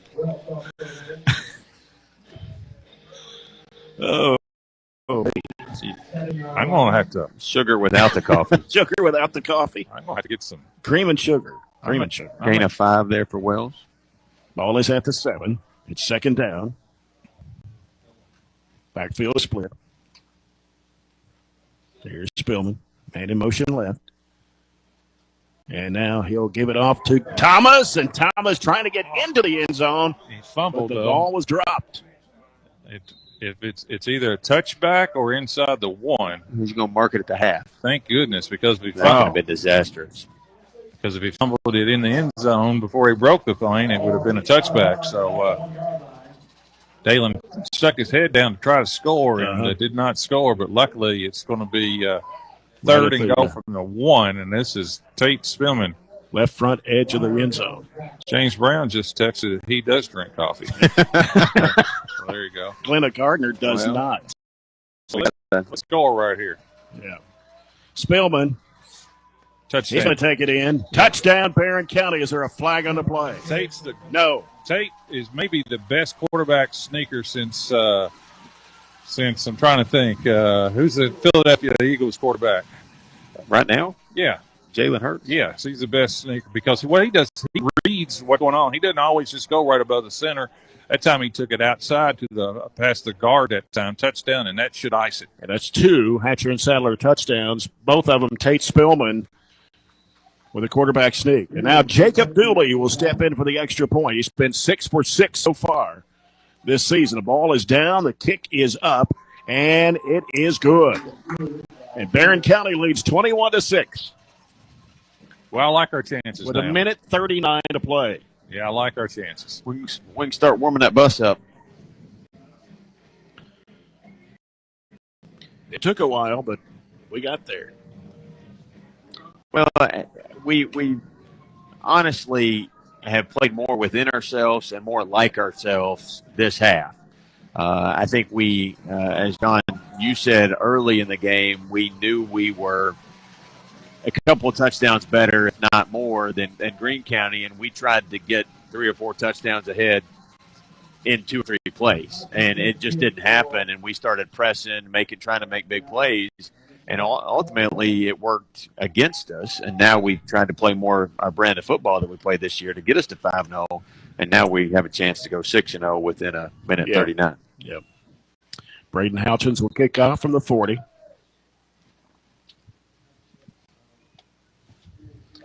And going down on that one on line drive kick around the 30-yard line, where Greene County will have it.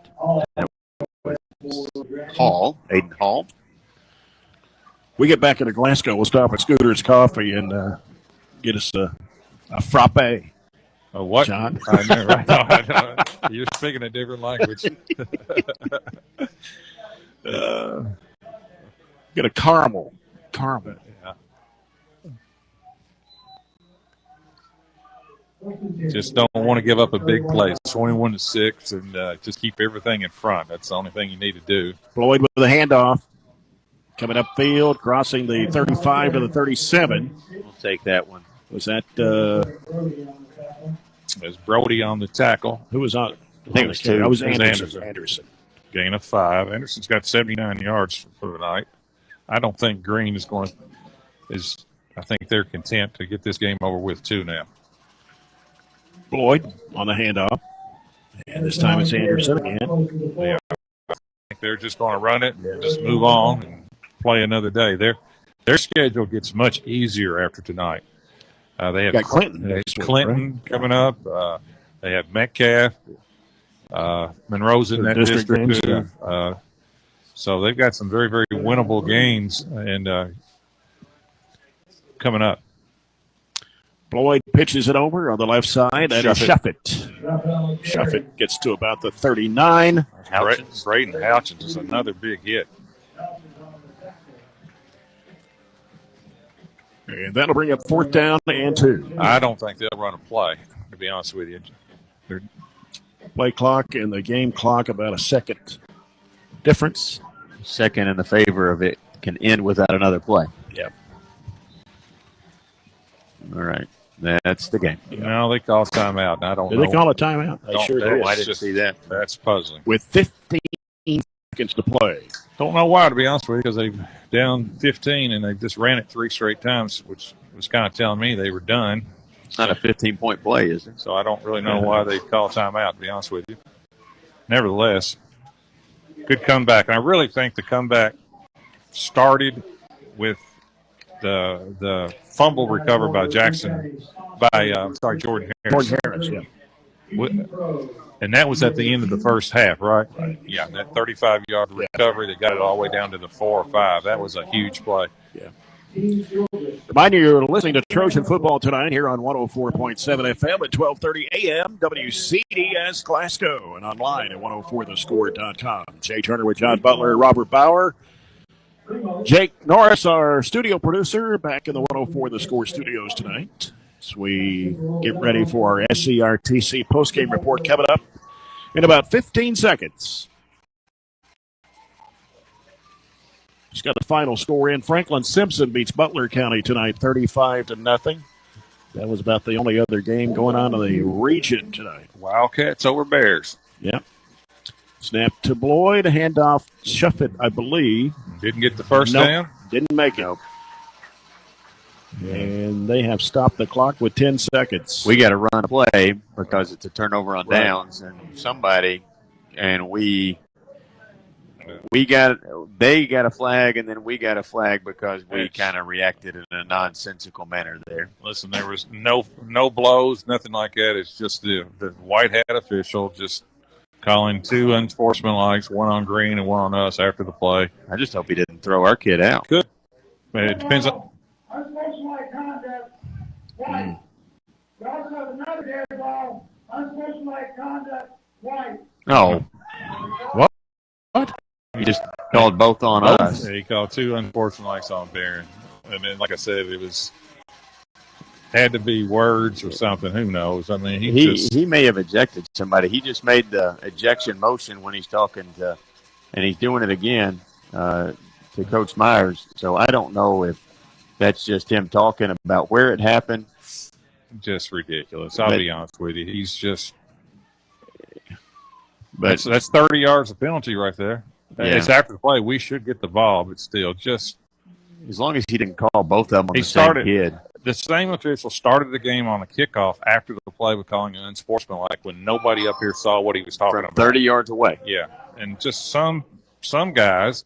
And listen, it's a tough job, and it's a tough job being official. But you can also, I think, at times get in your own way, and this is an example of just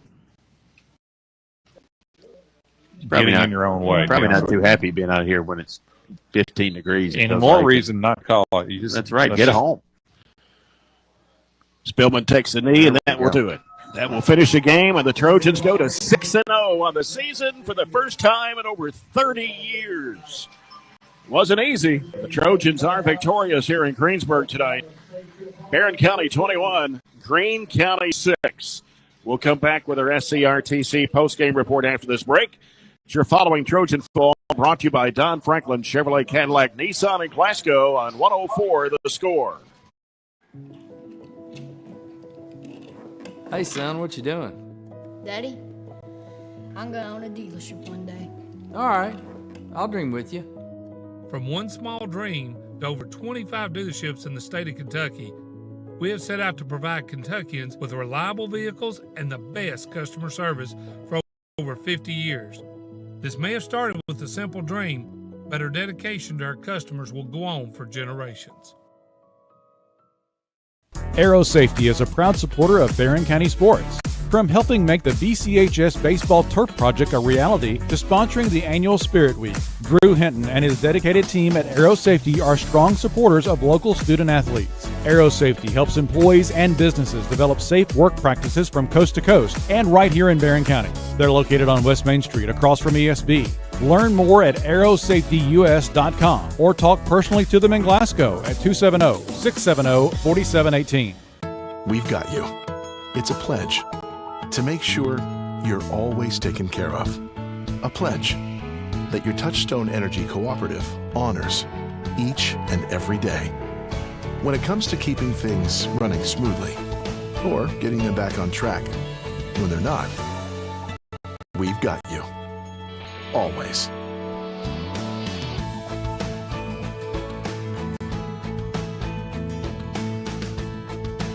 Are you looking for high quality, cost effective, and highly visible advertising? At ATM Media Solutions, we offer large scale marketing with ease.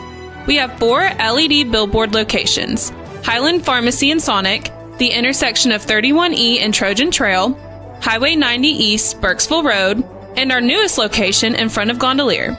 Call 270-629-4542 to get a quote today. ATM Media Solutions. Advertise with ease.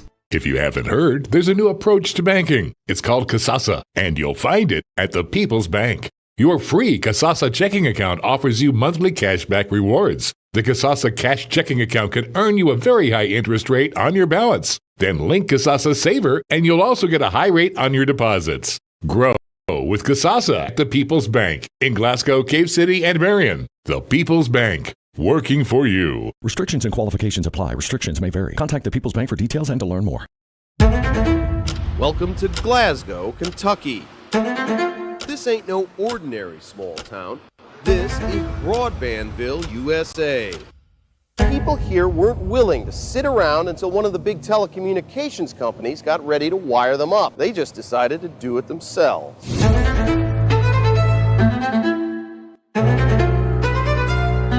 In Glasgow, the future is now.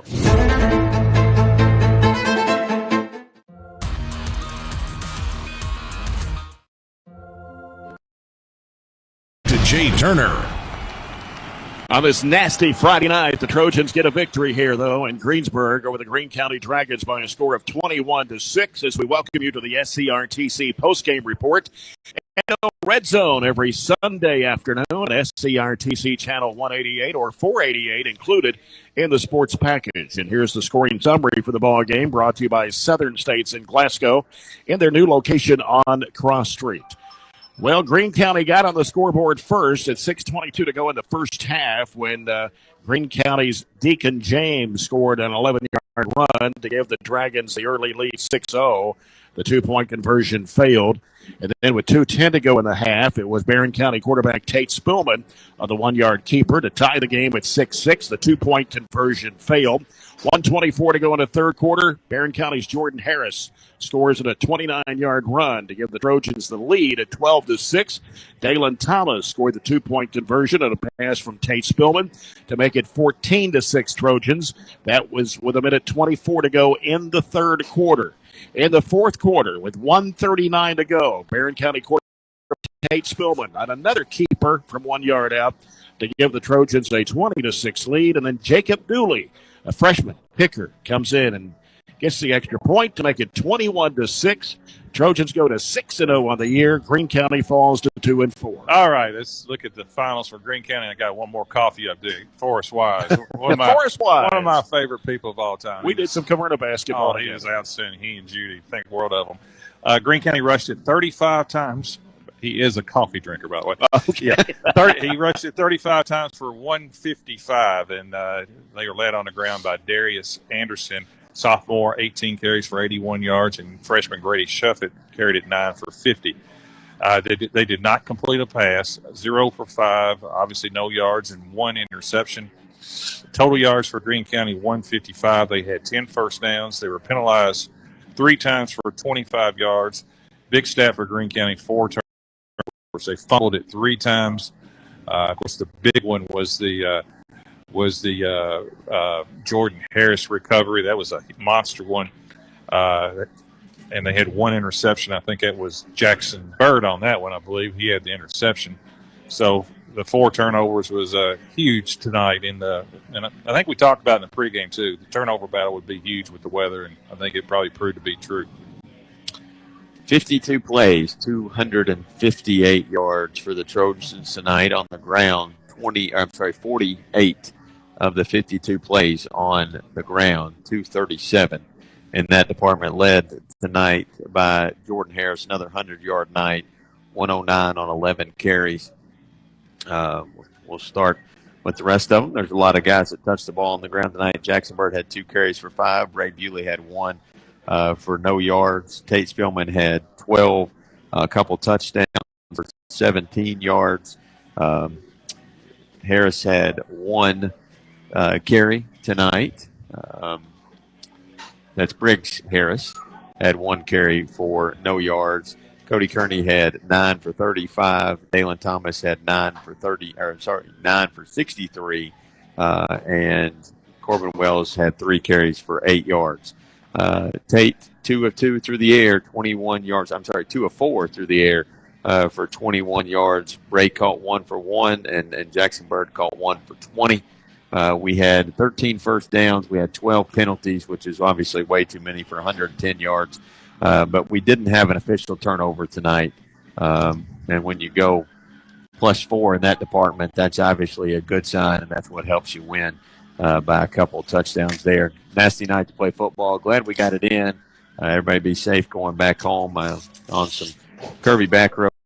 That'll obviously be wet, but glad we were able to get it in. And obviously, I'm sure the kids are ready to go home and dry out and have a nice night and a couple days off. Yeah. We'll be back to wrap it up after this timeout. Trojans win it tonight 21-6 over Greene County here in Greensburg. You're following Trojan football, brought to you by Don Franklin Glasgow on 104 The Score. Growing up is realizing that everyone who told you to eat your breakfast when you were little was actually eating this for breakfast. It's your turn to take your place at the breakfast table and savor the taste of culinary independence with freshly toasted bagels at McDonald's. Indulge in the breakfast you've always wanted and start the day off the right way, your way. Ba-da-ba-ba-ba. Get a great deal on select Kubota equipment. The BX Series is the #1 selling subcompact tractor in the U.S. The versatile lineup is built to help you make the most of your land. Right now, bring home select Kubota equipment for 0 down, 0% APR for up to 72 months on select BX models. Now through September 30th. See us or go to KubotaUSA.com for full disclaimer.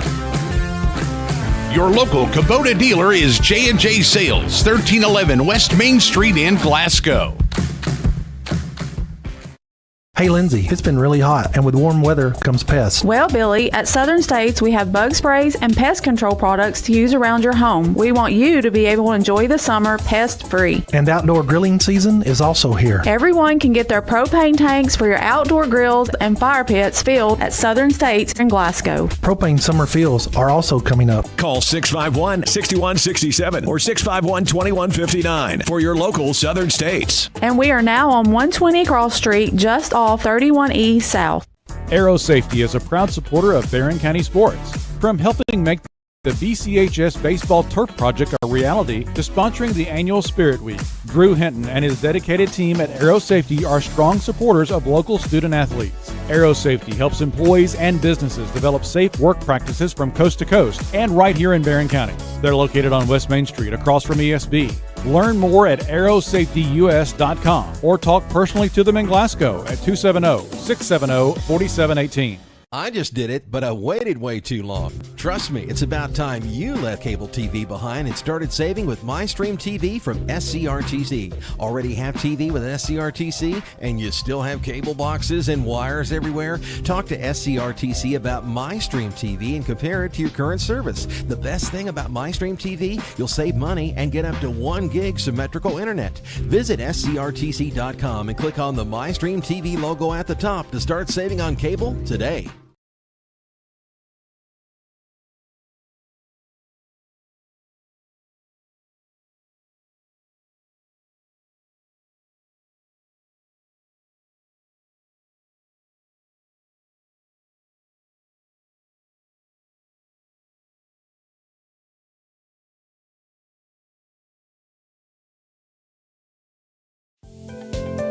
At Kuzma Family Dentistry, we specialize in changing smiles and changing lives.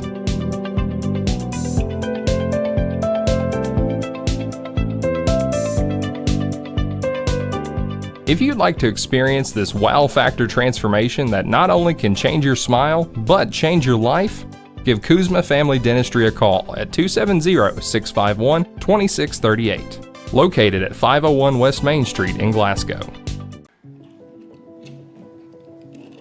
Hey son, what you doing? Daddy, I'm gonna own a dealership one day. All right, I'll dream with you. From one small dream to over 25 dealerships in the state of Kentucky, we have set out to provide Kentuckians with reliable vehicles and the best customer service for over 50 years. This may have started with a simple dream, but our dedication to our customers will go on for generations.